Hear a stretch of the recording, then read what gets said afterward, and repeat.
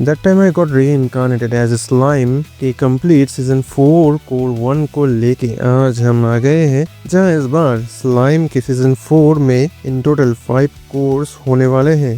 So let's go।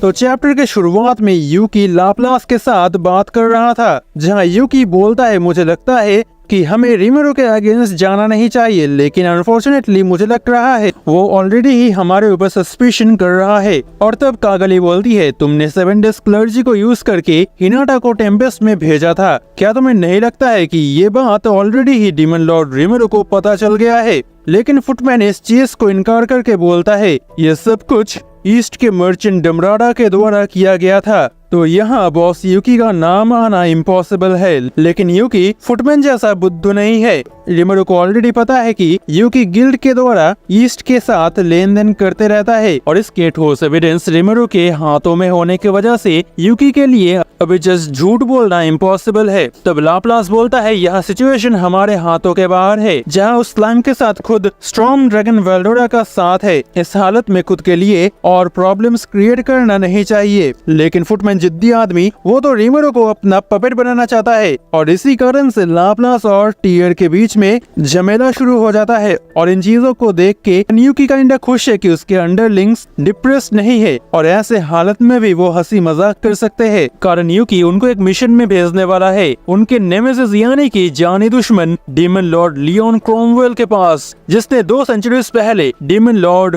काजालीम को मारा था, जो कि अभी के टाइम पे कागाली बन के घूम रही है। भले ही ये उनका जानी दुश्मन है, लेकिन दिमाग गर्म करके कोई फायदा नहीं है, कारण गुस्से से कोई रास्ता नहीं निकलता है, बल्कि सब कुछ डिस्ट्रॉय हो जाता है, जो चीज क्लेमेंट के साथ हुआ था। तो यहाँ यूकी एक्सप्लेन करता है कि आज तक लियोन क्रोमवेल के साथ व्यापार डमराडा के द्वारा चल रहा था, लेकिन अब ये काम इन तीनों को करना है। वैसे लियोन के साथ किसी सामान का बिजनेस नहीं होता है, बल्कि वेस्टर्न नेशंस के large in legal scale summoning में जो किड्स या फेल्ड हीरोज अपीयर होते हैं, उनको लियोन के पास भेजा जाता है। असल में वेस्टर्न नेशंस के नाक के नीचे एक हिडन जगह में ये समनिंग्स होते हैं, जो कि डमराडा और सीक्रेट ऑर्गेनाइजेशन चार्बरस के द्वारा किया जाता है। तब फुटमैन बोलता है तो लियोन को इन सब से आखिर मिलता क्या है? इनको फाइटर में बदलना भी एक वेस्ट के कारण कुछ ही सालों में ये बच्चे मर जाएंगे। तो क्या लियोन रियली ही एक मॉन्स्टर है? तब यूकी फुटमैन को रोक के बोलता है तुमने सही कहा, एटलीस्ट फाइटर वाला पार्ट,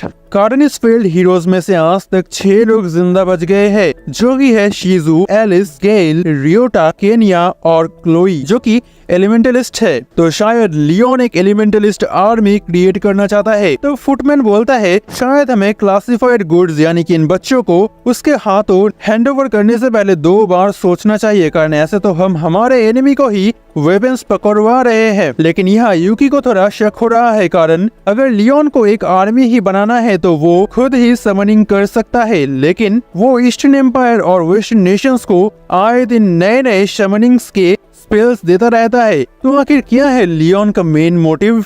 तो ये 3 लोग इस मिशन में यही चीज पता करने की कोशिश करेंगे। तब कागली रिमेरो के बात को उठाती है कि रिमेरो के साथ अभी क्या करना चाहिए। तब यूकी कहता है कि रिमेरो एक ऐसा पर्सन है जो सॉलिड एविडेंस के बगैर हमारे अगेंस्ट कोई एक्शन नहीं लेगा। हमें बस उसको दिखाना है कि हमारे साथ दुश्मनी करके उसका कोई फायदा नहीं होगा, कारण हर एक पर्सन का देखने का नजरिया अलग होता है। और भले ही वो मुझे थोड़ा सा संदेह कर रहा है, लेकिन फिर भी उन्होंने मुझे उनके डंजन को रन करने के लिए बोला है। बेसिकली रिमेरो ने यूकी के गिल्ड से पीआर और प्राइस सिस्टम के लिए हेल्प मांगा है, लेकिन टीयर और लाप्लास को लग रहा है कि ये एक ट्रैप हो सकता है। लेकिन यूकी कम्प्लीटली कन्विंस्ड हो चुका है कि ये कोई ट्रैप नहीं है, बल्कि it's just a business deal. Founders festival के बाद 10 दिन बीत चुके हैं और सभी गेस्ट अपने अपने घर जा चुके हैं और आखिर में लियोन की एम्परर एल्मेशिया जाने से पहले सिटी के एक लॉजिंग हाउस को परचेस करती है, जिसके एक रूम के अंदर एक टेलीपोर्टेशन सर्कल इंस्टॉल किया गया है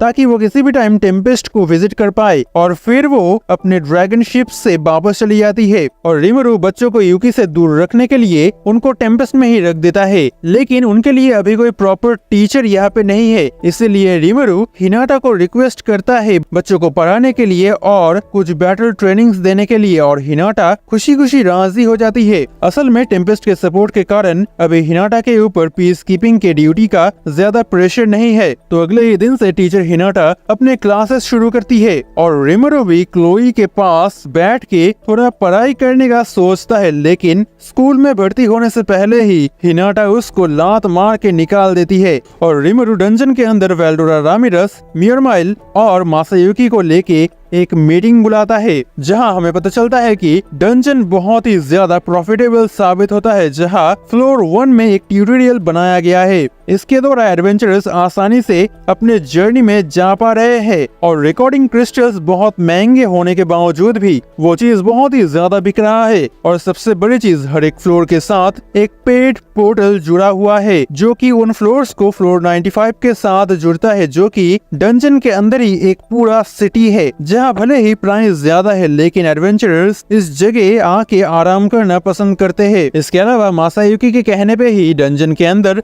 सेव पॉइंट्स को इंट्रोड्यूस किया जाता है, जहाँ एक एडवेंचरर डंजन से निकलने से पहले अपने लास्ट लोकेशन को सेव कर सकता है, just like a video game. और ये सब कुछ पॉसिबल हो पा रहा है केवल रामिरस के कारण। और जैसा कि तुम्हें पता है, इस डंजन में टोटल 100 फ्लोर्स है, जहाँ हर 10th फ्लोर में एक फ्लोर बॉस मॉन्स्टर है जिसको डिफीट करके ही नेक्स्ट फ्लोर में कोई जा सकता है और इन फ्लोर बॉस को हराने से मोटा पैसा भी मिलेगा, जैसे 3 गोल्ड कॉइन्स फ्लोर 10 में, 5 गोल्ड कॉइन्स फ्लोर 20 में, 10 गोल्ड कॉइन्स फ्लोर 30 में। और कोई अगर फ्लोर 100 के बॉस यानी कि वेल्डोरा को डिफीट कर पाया तो उसको 100 स्टेलर गोल्ड कॉइन्स मिलेंगे, जो कि येन में 1 बिलियन येन है, जो कि इंडियन रुपीस में इतने पैसे होते हैं। एंड कमेंट्स में बोलना ये कितने पैसे है। असल में ये बड़ा नंबर नोबल्स को अट्रैक्ट करने के लिए है, ताकि वो टेम्पेस्ट के डंजन में स्पॉन्सर करे, जिससे और भी ज्यादा लोग डंजन को विजिट करने के लिए आएंगे। और तभी रामिरस एक स्पॉन्सर टीम के बारे में बोलती है, जिन्होंने केवल 3 दिन में फ्लोर 20 के बॉस को डिफीट कर दिया है। असल में ये है ग्रीन फ्रे, जिसके हर एक मेंबर्स मैचिंग ग्रीन कपड़े पहनते हैं, जिनमें से एक बंदा एलिमेंटल कम्युनिकेशन यूज कर सकता है। असल में डंजन के अंदर बहुत सारे छोटे छोटे एलिमेंट्स होते हैं, जिनके साथ ये टीम कम्युनिकेट करके रास्ता पूछ सकते हैं। और रामिरस चाहे तो ये सब कुछ बंद करवा सकती है, लेकिन रिमरू ही कहता है इट्स ओके, ये कोई चीटिंग नहीं है। और फिर मासायुकी के आखिरी रिक्वेस्ट को पूरा करते हुए रामिरस मॉन्स्टर्स को रैंडम आइटम्स कंज्यूम करवाती है, ताकि किसी भी मॉन्स्टर को डिफीट करने से वो मॉन्स्टर रैंडमली एक आइटम ड्रॉप करेगा। और ऐसे ही ये मीटिंग खत्म होता है। नेक्स्ट सीन में डियाब्लो रिमरू को टी सर्व करते हुए दिखाया जाता है, जो टी असल में शियोन ने बनाया है। एंड रियली ये टी बहुत ही अच्छा हुआ है। और चाय खाने के बाद रिमरू डियाब्लो को रिवॉर्ड देना चाहता है, तब डियाब्लो बोलता है उसको कुछ नहीं चाहिए, वो बस रिमरू के लिए काम करना चाहता है। लेकिन एक चीज है जहाँ डियाब्लो रिमरू का परमिशन चाहता है। असल में डियाब्लो अपने कुछ ओल्ड एक्वेंटेंसेस को रिमरू के अंदर काम करवाने के लिए इनवाइट करना चाहता है, लेकिन कार्डिनल वर्ल्ड में डीमंस को आने के लिए वेसल्स चाहिए जिनको वो एज ए बॉडी यूज कर पाए। तो रिमरू राजी हो जाता है और बोलता है ओके, तुम जब तक वापस आओगे तब तक मैं उनको कंप्लीट कर दूंगा। और इसके साथ ही डियाब्लो निकल जाता है खुद के लिए कुछ सर्वेंट्स को रिक्रूट करने के लिए। इसके बाद रिमरू कुछ टाइम के लिए फ्लोर 100 में अपने प्राइवेट रिसर्च लैब में रहता है, जो लैब रामिरस ने रिमरू के लिए बनाया है, जो कि वेल्डोरा के चेम्बर के पास टोटल 3 लैब्स में से एक है। बाकी 2 लैब्स में से एक है गाबिरू का और दूसरा है रामिरस का। फिर हम देखते हैं कि शियोन और शूना रिमरू को चेक करने के लिए लैब में आते हैं, कारण रिमरू पिछले 3 दिनों से लैब के अंदर ही था। और उनके टेंशन भरे फेस को देख के रिमरू बोलता है अब से वो एटलीस्ट दिन में एक बार जरूर से उनके पास जाके चेक इन करेगा। और तभी मियरमाइल एक बुरी खबर लेके आता है। असल में 3 दिनों में डंजन के अंदर बहुत कुछ हो गया है, जैसे मासायुकी के अलावा ग्रीन फ्रेंड ना सिर्फ फ्लोर 30 के बॉस को डिफीट कर दिया है, बल्कि फ्लोर 40 के बहुत करीब भी पहुंच गए हैं। असल में ये पार्टी डंजन रूल्स के लूप होल्स को यूज कर रहे हैं, तो फ्लोर 30 के बॉस को डिफीट करने से पहले ये लोग अपने लोकेशन को सेव कर लेते हैं रिकॉर्डिंग क्रिस्टल के मदद से। रिटर्न विजल को यूज करके सरफेस में आ जाते हैं और इनके टीम मेंबर्स खुद के अलग अलग पार्टी बनाते हैं और फिर वापस जाके 100 लोग मिलके एक अकेले बॉस मॉन्स्टर को अटैक करके डिफीट कर देते हैं। और ऐसे ही ये ग्रीन फ्रे डंजन को डिफीट करने का ट्राई कर रहे हैं। तो म्यूरमाइल इन लोगों को इन्वेस्टिगेट करने के लिए शोका को रिक्वेस्ट करता है और शोका को पता चलता है कि ये लोग सन ऑफ द वेल्ड का पार्ट है, जो कि एक वेल नोन मर्सनरी ग्रुप है। और शोका को लगता है इनके पीछे इनग्लाशिया से कोई है, लेकिन रिमेरो इस चीज को ज्यादा सीरियसली नहीं लेना चाह रहा था, कारण उसको पता नहीं था कि उसके 3 डेज के एब्सेंस में आखिर हुआ क्या था। तो हिनाटा और क्रूसेडर्स को डंजन में ट्रेनिंग करने का परमिशन दिया गया था, इसीलिए वो फ्लोर 51 से शुरू करते हैं अपना जर्नी और बहुत जल्दी ही फ्लोर 60 में पहुंच जाते हैं, जहाँ का बॉस है एडलमैन द अनडेड, जो कि अपना एक पूरा आर्मी समन कर सकता है। लेकिन क्रूसेडर्स के होली मैजिक के सामने उसका एक नहीं जलता है और एक ही अटैक में एडलमैन हार जाता है, जिस वजह से एडलमैन अभी बहुत ही ज्यादा डिप्रेस्ड है। और क्रूसेडर्स आगे बढ़ते रहते हैं और फ्लोर 70 में एलिमेंटल क्लॉसेस को कड़ी टक्कर देते हैं और क्रूसेडर्स यहाँ हार मान लेते हैं। और उनमें से एक बंदा फ्रिट्ज बोलता है, मुझे भी ठीक से पता नहीं है कि लेडी हिनाटा खुद ये कर पाएगी या नहीं, जिसको हिनाटा बहुत ही सीरियसली लेती है और अकेले एक के बाद एक बॉस मॉन्स्टर्स को डिफीट करने लगती है। पहले तो डिसइंटीग्रेशन को यूज करके एलिमेंटल क्लॉसेस को पूरा डिस्ट्रॉय कर दिया, देन फ्लोर 80 के बॉस एपिटो को एक ही स्ट्राइक में डिफीट कर दिया। असल में फ्लोर 80 का रियल बॉस है जिजियन, लेकिन अभी वो इवॉल्व हो रहा है और इसीलिए एपिटो को अभी के लिए फ्लोर 80 का बॉस बना दिया गया है, जो कि एक क्वीन वास्प है। फ्लोर 81 से 89 तक कुमारा के अंडरलिंग्स गार्ड करते हैं और कुमारा क्योंकि अभी बहुत ही ज्यादा छोटी है, इसीलिए अभी फ्लोर 90 का बॉस है बेरेत्ता और इन सभी को without any problem Hinata defeat कर देती है। और फिर फ्लोर 95 के सबसे आलीशान रूम में एक दिन आराम करके नेक्स्ट डे एक एक करके सभी फ्लोर 96 से 99 तक हर एक ड्रैगन लॉर्ड्स को डिफीट कर देती है वो। और अब बस फाइनल फ्लोर 100 का बॉस वेल्डोरा ही बचा था। हिनाटा जरूर स्ट्रॉन्ग है और कई हद तक वेल्डोरा को वो 300 इयर्स पहले के हीरो की याद दिलाती है, लेकिन जहां वो हीरो एक सेकंड भी बर्बाद नहीं करती है, वही हिनाटा कुछ ऐसा ढूंढने की कोशिश कर रही थी जो वेल्डोरा के अगेंस्ट काम कर पाए। और वेल्डोरा अपनी बड़ाई करते हुए बोलता है, हिनाटा ने बहुत कुछ ट्राई किया लेकिन वो सब कुछ बेकार था, लेकिन उसका लास्ट अटैक मिल्ट स्लैश काफी बढ़िया था। लेकिन एट द एंड वेल्डोरा हिनाटा को हरा देता है और इसी कारण से सारे बॉस अभी बिजनेस के बाहर है और एलिमेंटल क्लॉसेस कम्प्लीटली ही टूट चुका है और एडलमैन डिप्रेशन में चल भी नहीं पा रहा है। वही जिजियन को जागने में अभी टाइम लगेगा और एपिटो भले ही पहले से पावरफुल है बट उसको भी कोई ज्यादा फाइटिंग एक्सपीरियंस नहीं है और कुरामा एक बच्ची है, तो उसको ग्रो होने में अभी थोड़ा टाइम लगेगा। और इसी कारण से ग्रीन फ्रे अगर इसी स्पीड से आगे बढ़ता रहा तो प्रॉब्लम हो जाएगा। लेकिन ये डंजन कोई आम डंजन नहीं है, ये एक एडवांस डंजन है। जिजियन और ड्रैगन लॉर्ड्स को इवॉल्व होने के लिए अभी टाइम चाहिए और हम उनको वो टाइम देंगे। तब तक के लिए हम इस इशू को फिक्स करेंगे। और इसी के साथ एक और डंजन मीटिंग खत्म होता है, लेकिन तभी म्यूरमाइल बोलता है लेडी हिनाटा डंजन फ्लोर्स को कॉन्कर करने का प्राइज मांग रही है, जिसके आंसर में रिमेरो बोलता है नहीं नहीं बोल देना, उसको कुछ भी नहीं मिलेगा। इसके बाद रिमेरो शियोन और शूना के साथ फ्लोर 60 में जाता है, जहां एडलमैन सिर झुका के रिमेरो का स्वागत करता है, जो कि अपने हार के वजह से बहुत दुखी है, लेकिन ये कम्प्लीटली उसकी गलती नहीं है।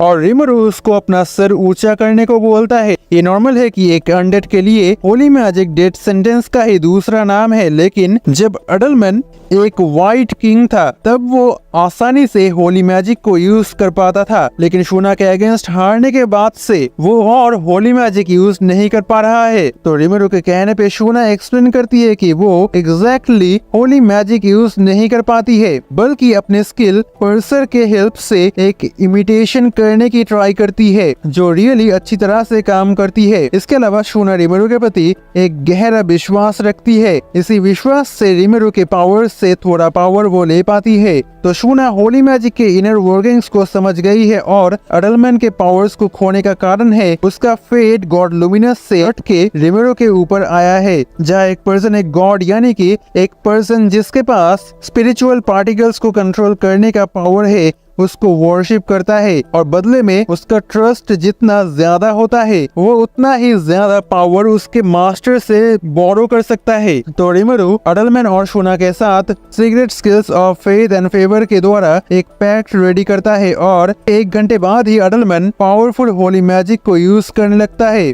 और शूना अडलमैन को मैजिक के डिपार्टमेंट में कम्प्लीटली हेल्प करने के लिए रेडी हो जाती है। तो कुछ समय बाद मिलीम गोप्टा और रांगा को लेके वापस आती है। असल में मिलीम उन दोनों को कड़ी ट्रेनिंग दे रही थी। यूनियन मोड में कैरियन और मिड्रे के साथ फाइट कर रहे थे और मिलीम ग्रीनफ्रे के प्रोग्रेस को सुन के उनको रोकने के लिए एक्साइटेड हो जाती है, कारण अभी ग्रीनफ्रे फ्लोर 40 के बॉस टेम्पेस्ट सर्पेंट को डिफीट करके फ्लोर 50 के तरफ जा रहे हैं। तो ऑफ कोर्स इसके बारे में कुछ करने की जरूरत है, कारण डंजन को डिफीट करना अगर इतना ही ज्यादा आसान हो जाता है तो एज ए डीमन लॉर्ड रिमेरो और ट्रू ड्रैगन वेल्डोरा का नाम खराब हो जाएगा। बट रिमेरो ने ऑलरेडी ही एक सोल्यूशन सोच के रखा है, जहां फ्लोर 49 में विभिन्न तरह के ट्रैप्स को उसने सेट किया है, जैसे स्लाइम पुल जो कि पहले नजर में एक नॉर्मल फ्लोर लग सकता है, लेकिन जैसे ही इसके ऊपर पैर दोगे तब ये एक स्लाइम पूल में ट्रांसफॉर्म हो जाएगा और तुम इसके अंदर डूब जाओगे।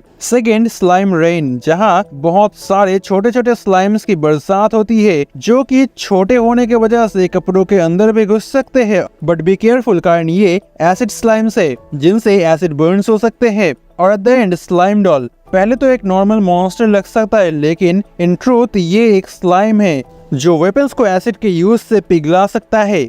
तो मिलिम के माने तो ये ट्रैप से ज्यादा हैरासमेंट है, लेकिन भले ही ये ट्रैप्स उनको स्लो डाउन कर सकता है लेकिन ये उनको डिफीट नहीं कर पाएगा। और अभी फ्लोर 51 से नीचे के फ्लोर्स अंडर कंस्ट्रक्शन में है और इसीलिए इनको ही कुछ करना होगा। तो वेल्डोरा बोलता है अगर मैं उनके साथ फाइट करने गया तो मेरा कोई इज्जत नहीं रहेगा। वेल एक्चुअली रिमेरो के पास एक यूनिक और मजेदार प्लान है। तो रिमेरो ने लैब में लगातार 3 दिन तक काम करके बनाया है पेसूडो सोल्स, जिनको रिमेरो ने सोल वेसल्स को इमुलेट करने के लिए बनाया है। उसके साथ ही रिमेरो ने एक ब्लैक बॉल बनाया है जिसको मास्टर कोर बोला जाता है, जो कि चार्बेडिस के मैजिकल कोर को यूज करके बनाया गया है। और मास्टर कोर को यूज करने के लिए उसको हाथ में पकड़ के अपने फेवरेट मॉन्स्टर के बारे में इमेजिन करना होगा और आंखों के सामने उस मॉन्स्टर का बॉडी रेडी होके आ जाएगा। लेकिन इन फ्यूचर मॉन्स्टर को चेंज नहीं किया जा सकता है, so it's a permanent thing.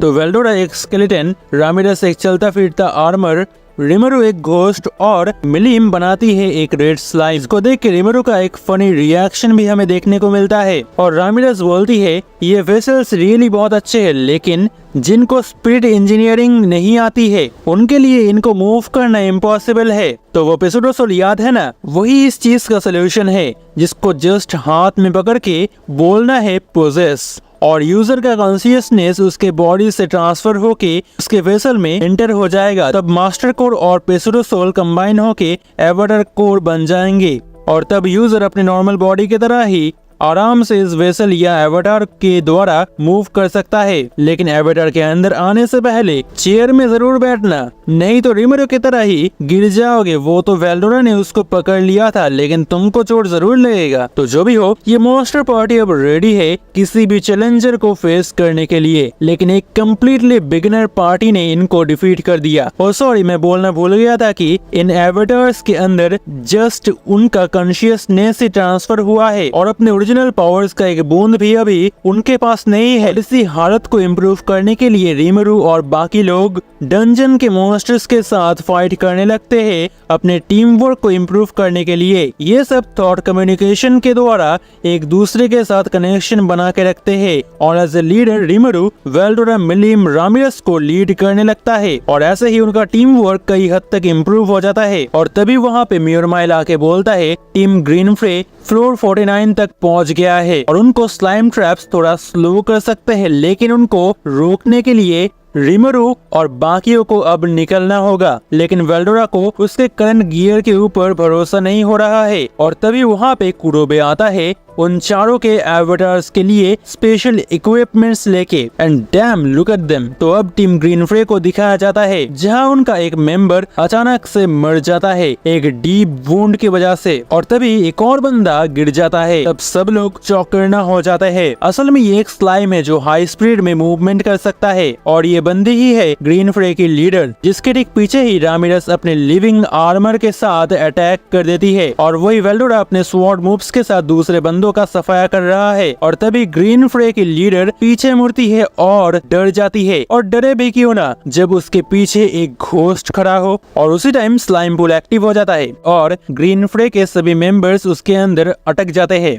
और तब रिमरू एक एक्सपेरिमेंट ट्राई करता है जहां वो खुद को ही वॉरशिप करता है, देखने के लिए कि क्या वो होली मैजिक को यूज कर पाएगा। And yes, it really works. Rimuru holy ray का यूज करता है और सभी ग्रीन फ्रे मेंबर्स को मार देता है। वेल, परमानेंटली नहीं ऑफ कोर्स। और इसके बाद रिमरू होली मैजिक को एक्सप्लेन करते हुए बोलता है जहां गॉड, जो कि रिमरू के केस में उसका खुद का बॉडी है, वो कास्टर यानी कि जो पर्सन होली मैजिक को यूज कर रहा है उसके कॉल को सुनता है और उनको अपने पावर्स से थोड़ा पावर बोरो करने देता है। लेकिन ये एक गिवन एंड टेक रिलेशनशिप है जहां कास्टर को खुद सारे कैलकुलेशंस करने पड़ते हैं और उसके सभी विलेबर्स के ब्रेन को खुद यूज करके खुद के थिंकिंग पावर को एक्सपेंड कर सकता है। और इसीलिए लुमिनस अपने बिलीवर्स को इंक्रीज करने के लिए बहुत ही ज्यादा मेहनत करती है। एंड देन हम देखते हैं अपने जीत के साथ वेल्डोरा, मिलीम और रामिरस बहुत ही खुश है, और वही दूसरी तरफ ग्रीन फ्रे की लीडर अपने हार की वजह से डिप्रेस्ड हो गई है। और लाइफ में हार जीत तो रहता ही है,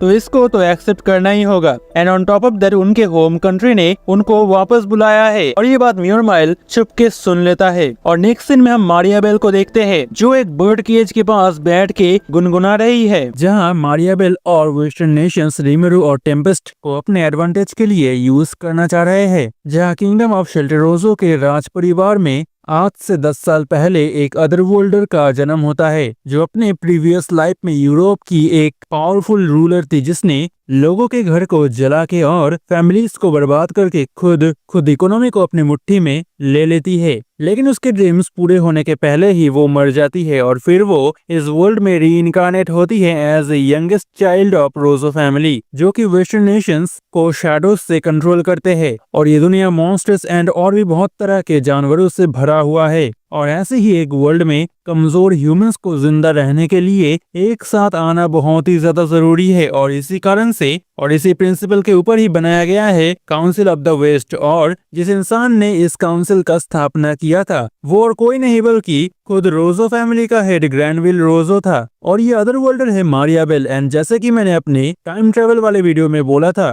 कि हर एक अदर वर्ल्डर को इस वर्ल्ड में आने के बाद एक यूनिक स्किल मिलता है, ठीक वैसे ही मारियाबेल को भी एक यूनिक स्किल मिला है, एवारिस। इसके मदद से मारियाबेल अपने आसपास के किसी भी पर्सन के डिजायर्स को देख सकती है, और उन्हीं डिजायर्स को यूज करके मारियाबेल उन लोगों को अपने मन मर्जी यूज कर सकती है। और उसने इसका यूज करके अपने मेट, सिबलिंग्स, यहाँ तक कि अपने फादर को भी अपने पपेट में बदल दिया है। लेकिन एक इंसान ग्रैनविल रोजो मारियाबेल के कंट्रोल के बाहर है, कारण ग्रैनविल के पास एक ग्रेटर एम्बिशन और उसको बैक करने के लिए ताकत दोनों ही है। तो एक दिन ग्रैनविल मारियाबेल को अपने चेम्बर में बुलाता है और फिर वो पूछता है कि तुम कौन हो। तब मारियाबेल बोलती है, मैं हूँ मारियाबेल, मारियाबेल द ग्रीड। इसको सुन के ग्रैनविल हंस देता है, कारण मारियाबेल ने ग्रैनविल के सामने अपने पूरे प्रेजेंस को डिक्लेयर कर दिया है कि वो कितना ज्यादा ग्रीडी है। फिर ग्रैनविल मारियाबेल को उठा के बोलता है,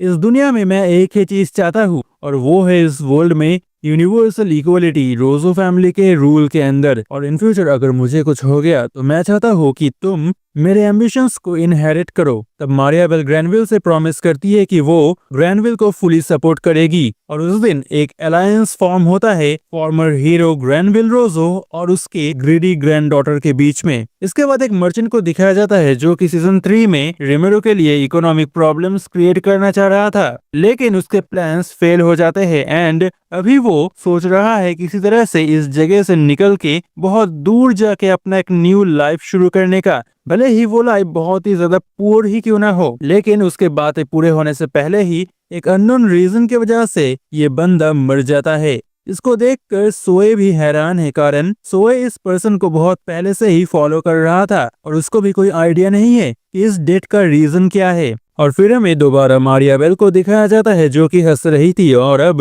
वो रिमरू के अगेंस्ट एक्शन लेने वाली है। और नेक्स्ट सीन में हमें यूकी और 5 एल्डर्स में से एक जोहान रोस्टिया को दिखाया जाता है जो कि डीमन लॉर्ड रिमरू के बारे में बात कर रहा था, जहां जोहान बिल्कुल भी खुश नहीं है कारण ग्रैंडविल रिमरू को एज ए ऑब्स्टिकल देख रहा है और यूकी के लिए भी रिमरू को डिफीट करना पॉसिबल नहीं हो रहा है और ये चीज जोहान के लिए बहुत ही ज्यादा फ्रस्ट्रेटिंग हो रहा है। लेकिन फिर भी जोहान एक और बार यूकी को बोलता है क्या तुम अपनी बातों को यूज करके रिमरू के गुड साइड में नहीं जा पाओगे। तब यूकी बोलता है यहाँ हम एक डीमन लॉर्ड के बारे में बात कर रहे हैं एंड मैं अभी मरना नहीं चाहता हूँ। और वैसे भी अभी टेम्पेस्ट एक पावर हाउस बन गया है, उनके पास ओनी और इवन डीमंस भी है और सबसे भयानक चीज स्टॉर्म ड्रैगन वेल्डोरा भी उनके साथ है। वैसे यहाँ ओनी वर्ड से इनको समझाया जा रहा है और तभी पीछे से मारिया बेल रूम में एंटर करती है और बोलती है तुम सही कह रहे हो, यहाँ हमारे अगेंस्ट स्टॉर्म ड्रैगन ही सबसे बड़ा थ्रेट है कारण खुद ग्रैंडविल ने अपने टाइम पे इस ड्रैगन के रैम्पेजेस को देखा था जिसके अगेंस्ट खुद गॉड भी कुछ कर नहीं सकते थे एंड ऑब्वियसली यहाँ गॉड लुमिनस की बात किया जा रहा है। वैसे अभी मारिया बेल इन सब में इंटरेस्टेड नहीं है, बल्कि वो जानना चाहती है कि क्या यूकी सीरियसली रिमरू को हरा पाएगा या नहीं। तब यूकी बहुत सोच के बोलता है तुम्हें तो पता ही है खुद हिनाटा रिमरू के अगेंस्ट नहीं जीत पाई थी, तो मेरे लिए उसके अगेंस्ट फाइट करना ऑब्वियसली बहुत ही ज्यादा मुश्किल होगा, लेकिन राइट सर्कमस्टेंसेस के अंदर मैं उसको डिफीट कर सकता हूँ। मारिया बेल को पता है यूकी के लिए ये बोलना किसी फैंटेसी से कम नहीं है, लेकिन अभी यूकी के लिए झूठ बोलना पॉसिबल नहीं है कारण अभी यूकी मारिया बेल की यूनिक स्किल एवारिस के कंट्रोल के अंदर है, जहाँ मारिया बेल कन्वर्सेशन के थ्रू अपने टारगेट के डिजायर्स को खुद के डिजायर्स से बदल के उस पर्सन को खुद के पपेट में बदल सकती है। लेकिन इस चीज को करने के लिए एक पर्सन के साथ रेगुलरली इंटरेक्शन करना जरूरी है, लेकिन मारिया बेल के पास एक क्विकर ऑप्शन भी है जहां वो किसी टारगेट को अपनी डिजायर्स में इन्फ्यूज करती है, in other words brain wash करती है। लेकिन इसमें थोड़ा रिस्क है कारण अगर किसी वजह से एक अटेम्प्ट फेल हो जाता है तो मारिया बेल मर भी सकती है, खासकर स्ट्रॉन्ग ओपोनेंट्स के खिलाफ। लेकिन मारिया बेल फाउंडर्स फेस्टिवल में रिमरू के डिजायर्स को देख के हैरान है कारण उसको लगा था कि रिमरू एक ग्रेडी मैन है, लेकिन उसके डिजायर्स देख के ऐसा लग रहा है कि उसने अभी तक जितना भी कुछ अचीव किया है चाहे तो वो सब कुछ छोड़ भी सकता है। यही मारिया बेल के लिए बहुत ही ज्यादा फ्रस्ट्रेटिंग है कि इतने वीक इंटेंशन को लेके कैसे ये डीमन लॉर्ड उसके हंटिंग ग्राउंड में उसको ही चैलेंज करने के लिए आया है। कारण मारिया बेल और ग्रैंडविल के वर्ल्ड पीस के प्लान का फुल स्टेप है वेस्टर्न नेशंस के हर एक कंट्री में अलग अलग एक्सचेंज रेट के साथ करेंसी को इंट्रोड्यूस करना, और ये एक्सचेंज रेट डिपेंड करेगा कि वो कंट्री कितना ज्यादा इन्फ्लुएंशियल और वैल्यू ऐड करता है वर्ल्ड में। और इन सब चीजों को कंट्रोल करेंगे काउंसिल ऑफ द वेस्ट और 5 एल्डर्स। और ये प्लान सालों से स्मूथली आगे बढ़ रहा था जब तक कि ना टेम्पेस्ट एज ए कंट्री सबके सामने आता है,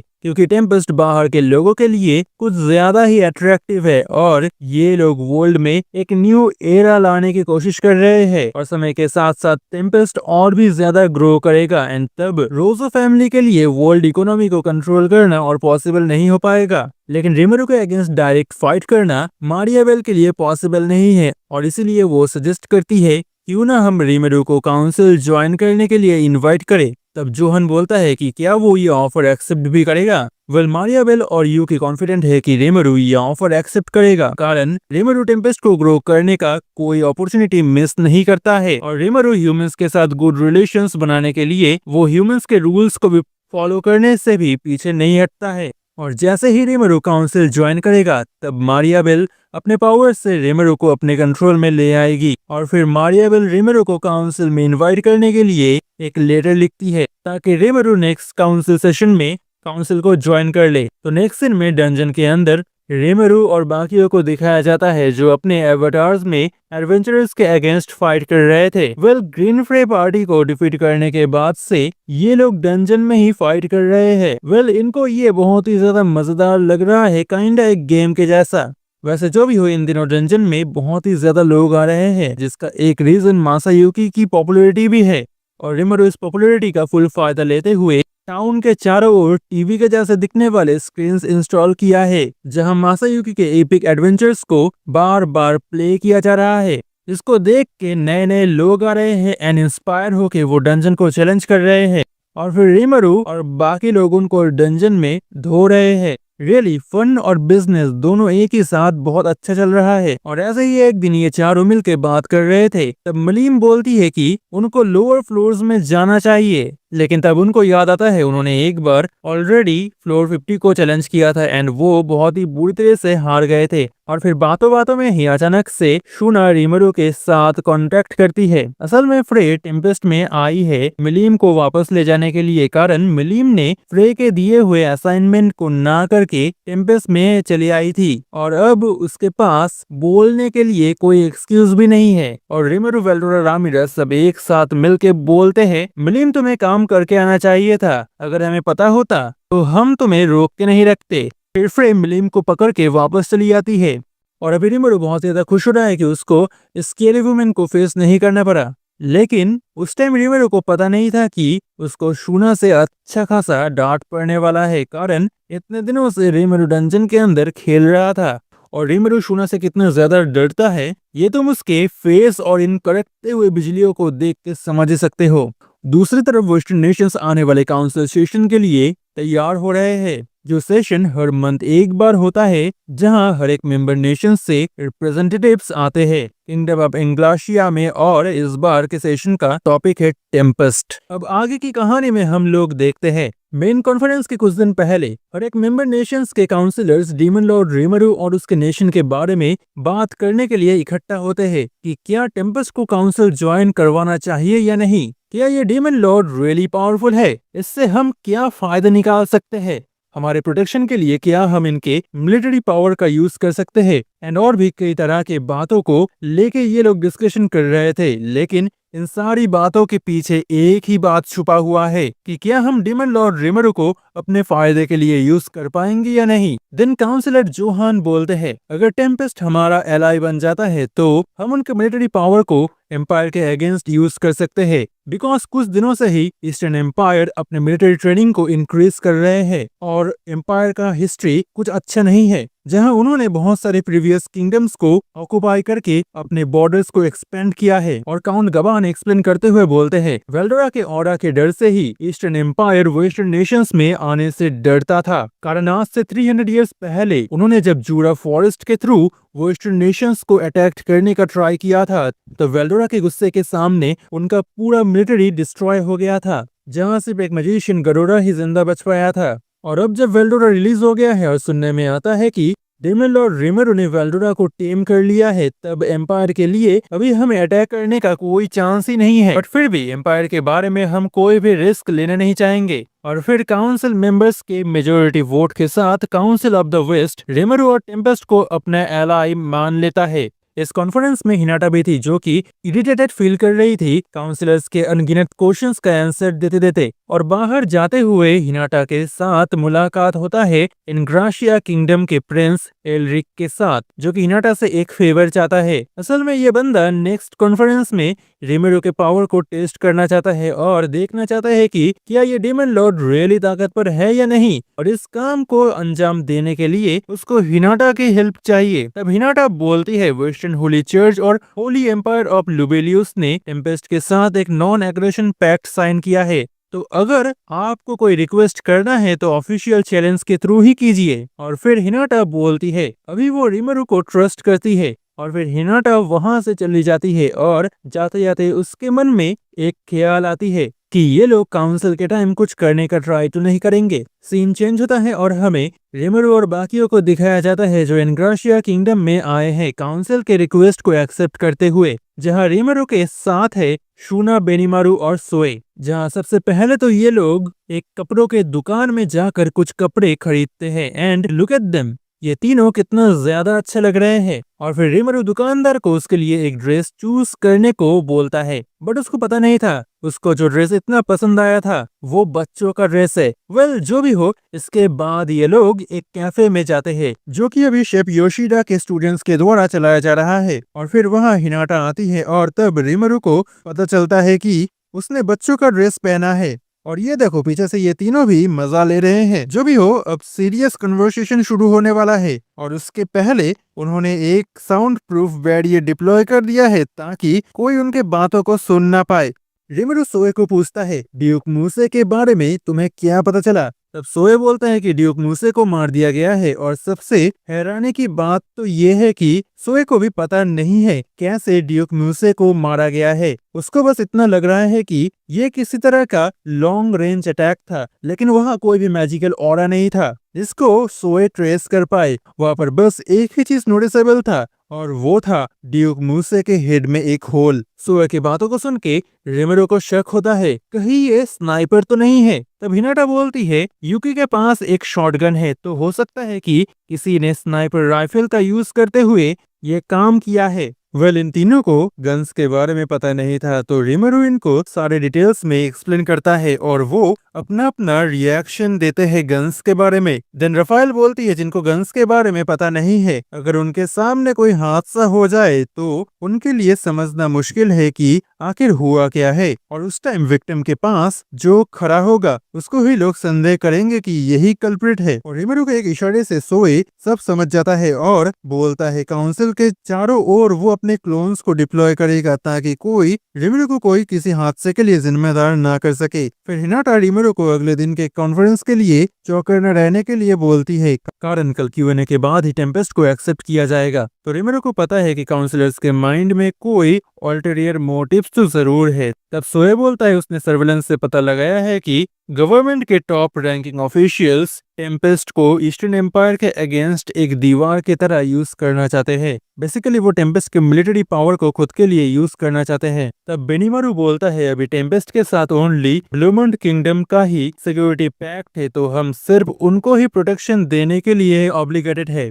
रिमरू बोलते हैं हमें अभी एम्पायर के बारे में सोचने की जरूरत नहीं है, कारण उनके पास 3 रास्ते हैं वेस्टर्न नेशंस को इन्वेट करने के लिए। पहला है ओशंस के थ्रू, दूसरा माउंट केनॉट को क्रॉस करके और लास्ट में जूरा फॉरेस्ट के थ्रू। फर्स्ट ऑफ ऑल इस वर्ल्ड में ओशन से यात्रा करना इम्पॉसिबल है, कारण बड़े बड़े मॉन्स्टर्स और भयानक समुद्री लहरों के सामने कोई भी जहाज टिक नहीं सकते हैं। फिर कैनॉट माउंटेन्स जो कि ड्रैगन्स का घर है, कोई भी सेना अगर यहाँ से आने की ट्राई करेगी तो वो वेस्ट को अटैक करने से पहले ही ड्रैगन्स का डिनर बन जाएंगे। और लास्ट में जूरा फॉरेस्ट जहाँ रेमरू रहता है। और अब जब वेल्डोरा रिलीज हो गया है तब इट्स अनलाइकली कि एम्पायर कुछ करने का ट्राई करेगा, बट फिर भी सोए को थोड़ा टेंशन हो रहा है, कारण एम्पायर में मिलिट्री एक्टिविटीज लगातार बढ़ता ही जा रहा है। इसलिए सोए एम्पायर में गहरी इन्वेस्टिगेशन करने का सलाह देता है। देन रिमरू हिनाटा को रिक्वेस्ट करता है डवार्गन किंगडम जो कि कैनॉट माउंटेन के बीच से काट के बनाया गया है,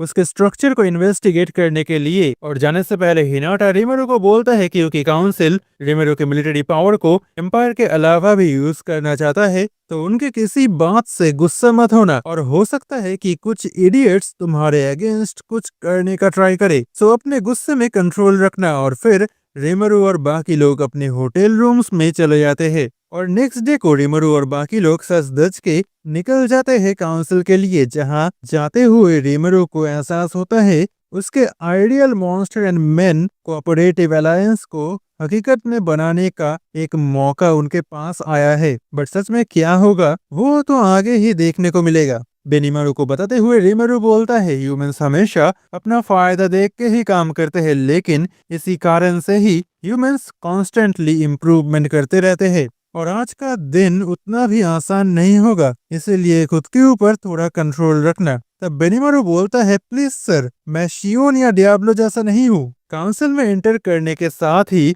बहुत सारे काउंसलर्स जो कि फाउंडर्स फेस्टिवल में आए थे वो रिमरू के साथ मिलने के लिए आ जाते हैं, जहां वो फाउंडर्स फेस्टिवल, टेम्पेस्ट की टूर्नामेंट और उनके म्यूजिक कॉन्सर्ट के साथ ही उनके फूड्स का भी तारीफ करते हैं। और वो रिमरू के साथ एक फ्रेंडली रिलेशन बरकरार रखना चाहते हैं, लेकिन तभी कुछ और काउंसलर्स उनका अपमान करते हुए जो देश मैप में एक डॉट से बड़े नहीं है उनको सर रिमेरो को परेशान नहीं करना चाहिए। काउंसिल ऑफ द वेस्ट के पेपर्स में तो हर एक नेशन को इक्वल स्टेटस दिया जाता है, लेकिन असलियत में इस जगह बड़े कंट्रीज डोमिनेट करते हैं और यही चीज हमें इन काउंसिलर्स के रूट बिहेवियर के द्वारा दिखाया जा रहा है। रिमेरो यहाँ किसी के साथ झमेला करना नहीं चाहता है, इसलिए सबके साथ वो अच्छे से बात करने की ट्राई कर रहा है। तभी एक काउंसलर बोलता है, सर रिमेरो, हमने सुना है आप एक इंटरेस्टिंग चीज बना रहे हो। उसका नाम क्या था? ओ याद आया, मैजिट्रेंस। हम बहुत ही ज्यादा इंटरेस्टेड थे इस चीज पे। आप चाहे तो हम आपके इस एफर्ट्स का पार्ट बन सकते हैं, बस हमें प्रायोरिटी देना बस। तब रिमेरो बोलता है हर एक चीज का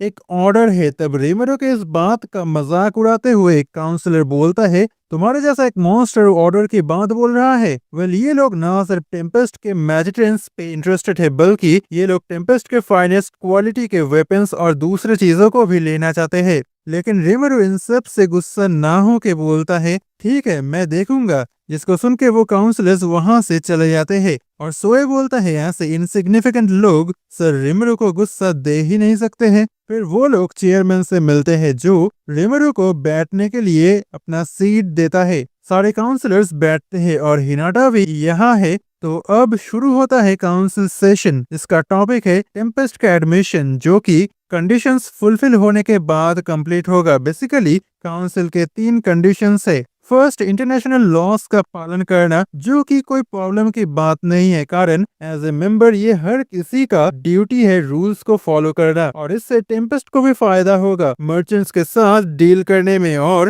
ह्यूमंस के साथ रिलेशन बिल्डअप करने में। दूसरा, हमारे इकोनॉमी का एक्सेस उनको देना। ये काइंड ऑफ प्रॉब्लमेटिक है, कारण इससे टेक्नोलॉजी की चोरी हो सकती है, लेकिन टेम्पेस्ट के टेक्नोलॉजी को कॉपी करना उतना भी आसान नहीं होगा। लेकिन रियली प्रॉब्लम है, लोग टेक्नोलॉजी के इंफॉर्मेशन के डिटेल्स जानना चाहते हैं बिजनेस ट्रांजैक्शन के नाम पे। लेकिन third, provision of military power, यही है असली प्रॉब्लम, कारण मॉन्स्टर से शुरू करके ईस्टर्न एम्पायर से प्रोटेक्शन, बहुत कुछ ये हमसे डिमांड कर सकते हैं। बट स्टिल टेम्पेस्ट का भी बहुत फायदा होगा अगर टेम्पेस्ट काउंसिल का मेंबर बन जाता है, तो जहाँ दूसरे नेशंस को डिफेंड करने के बदले में वो टेम्पेस्ट को पे करेंगे, जिससे वेस्टर्न नेशंस टेम्पेस्ट के ऊपर डिपेंड हो जाएंगे।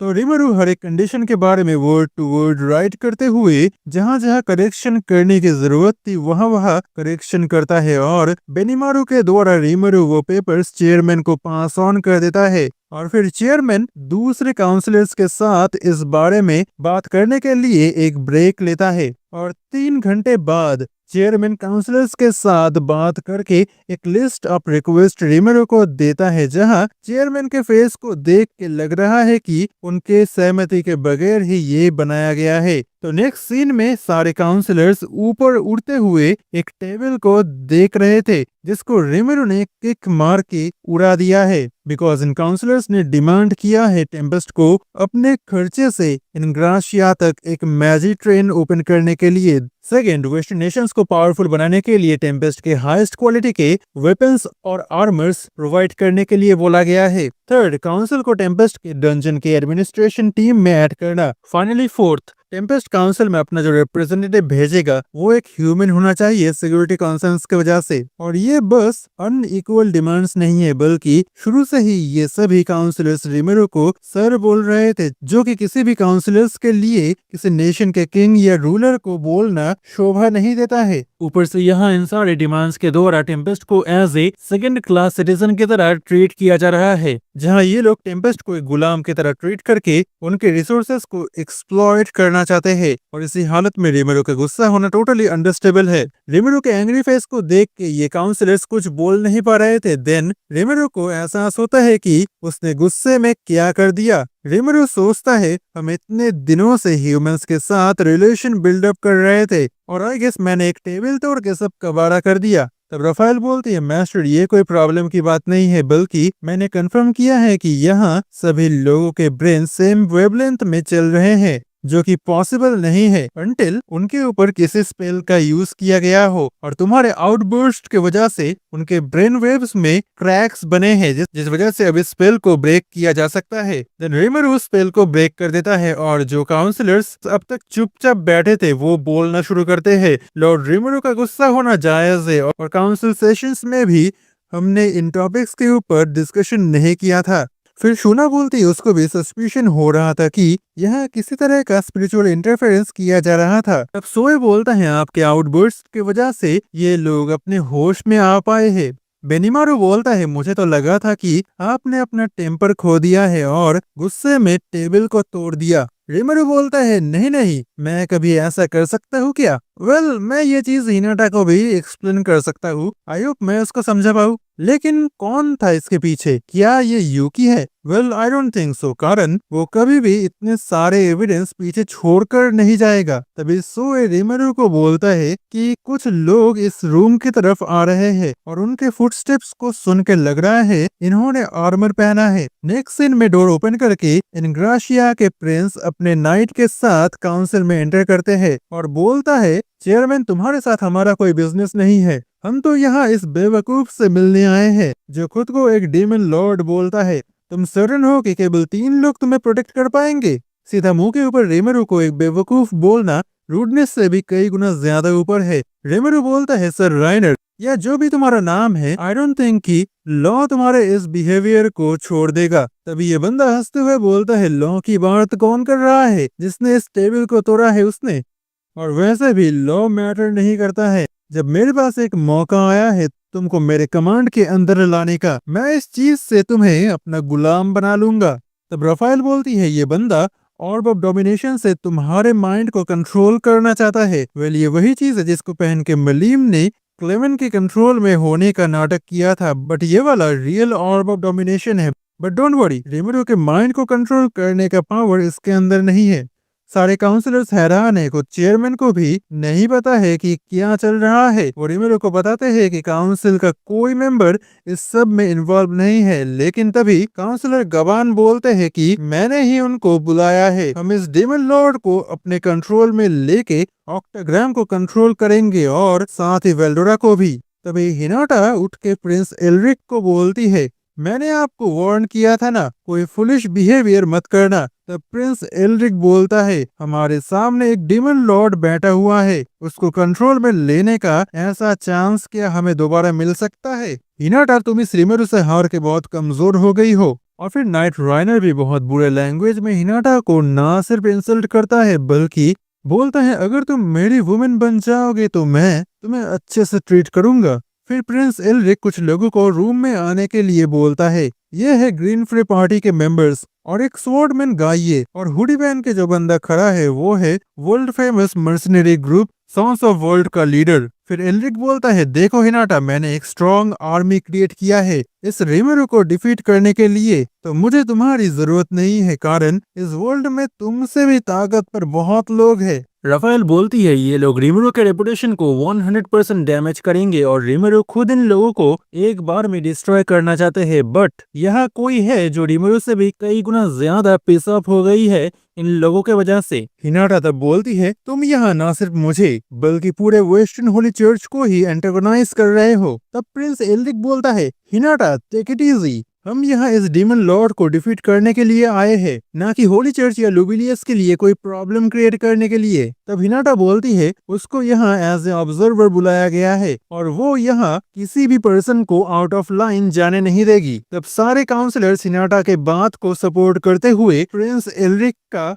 विरोध करते हैं, लेकिन राइनर उनको चुप करके बोलता है एक बार मैं इस डेमन लॉर्ड को अपने कंट्रोल में ले लूं, देन तुम लोग ही मेरे सपोर्ट में आ जाओगे। और तभी सॉन्स ऑफ वर्ल्ड के लीडर बोलते हैं उनका कॉन्ट्रैक्ट केवल प्रिंस एलरिक को प्रोटेक्ट करने के लिए था, लेकिन अगर यहाँ एलरिक कोई अनएक्सपेक्टेड सिचुएशन क्रिएट करता है तो ये कॉन्ट्रैक्ट टूट जाएगा। उनके साथ ग्रीन फ्रे भी सहमत है कारण यहाँ क्लियरली डीमन लॉर्ड रिमर से ताकत पर कोई भी नहीं है। फिर प्रिंस एलरिक काउंसलर्स को बोलता है आप किसको सपोर्ट करोगे, हम हीरोज को जो इस डीमन लॉर्ड को डिफीट करेंगे या इस डीमन लॉर्ड को? और फिर वो काउंसलर्स को वोट करने के लिए बोलता है। असल में प्रिंस एलरिक ने बहुत सारे काउंसलर्स को रिश्वत दिया है उसके तरफ वोट करने के लिए, जो कि ऑलरेडी रिमेरो को पता चल गया है। और रफाइल बोलती है सोए ने इंटरनेशनल रिलेशंस में इन्वेस्टिगेट करके पता लगाया है कि किन लोगों ने कितना रिश्वत लिया है और उस डॉक्यूमेंट का एक कॉपी उसने रेडी किया है जो कि अभी रिमेरो के स्टमक में है।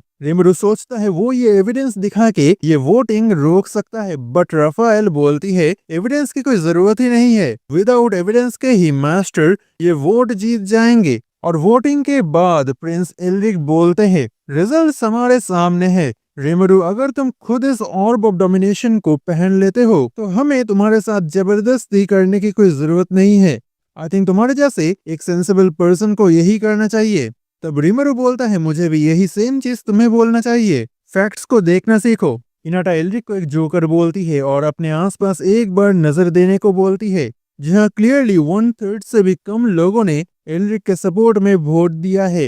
हिनाटा और भी बोलती है इसका मतलब तुम्हें पता है राइट, काउंसिल ने तुम्हारे अगेंस्ट वोट किया है। असल में रिमरू ने काउंसिलर्स को माइंड कंट्रोलिंग स्पेल से फ्री किया था, इसीलिए ये लोग अभी फ्रीली डिसीजंस ले पा रहे हैं और इन्होंने अपने मर्जी से ही रिमरू को सपोर्ट किया है। तब गबान बोल उठता है तुम लोगों ने हमें बिट्रे किया है, इवन पैसे लेने के बाद भी अब हम तुम लोगों को सपोर्ट नहीं करेंगे। तब चेयरमैन बोलते हैं गबान तुमने जो बोला इसका क्या मीनिंग है वो जरा मुझे समझाओगे। तब गबान बोलता है ये वैसा कुछ नहीं है जैसा ये सुनाई दे रहा है।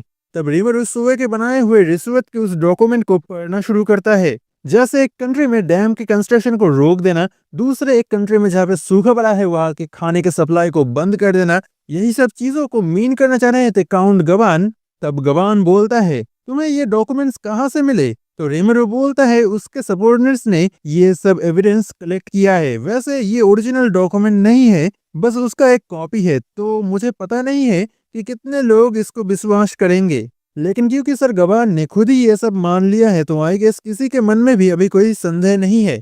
और जिन्होंने भी प्रिंस एल्रिक के सपोर्ट में वोट किया था वो अभी बैठ नहीं पा रहे हैं, कारण रिमरू ने उनको स्टिकी स्टील थ्रेड से बांध दिया है। फिर राइनर जोर से बोलता है प्रिंस एल्रिक आप मत घबराइए, इस डेमन लॉर्ड को डिफीट करने के साथ ही हमारे प्रॉब्लम सॉल्व हो जाएंगे। और ये बोल के राइनर अपना स्वॉर्ड निकालता है। चेयरमैन इन सब से परेशान होके उनको रोकने की ट्राई करते हैं, बट उनको रोक दिया जाता है कुछ गार्ड्स के द्वारा। राइनर के चैलेंज को सुन के हिनाटा राइनर के साथ फाइट करने के लिए सामने आती है, कारण वो यहाँ एज ए ऑब्जर्वर आई है। इसके अलावा इस बंदे ने ऑलरेडी हिनाटा को बहुत ही ज्यादा इंसल्ट किया है।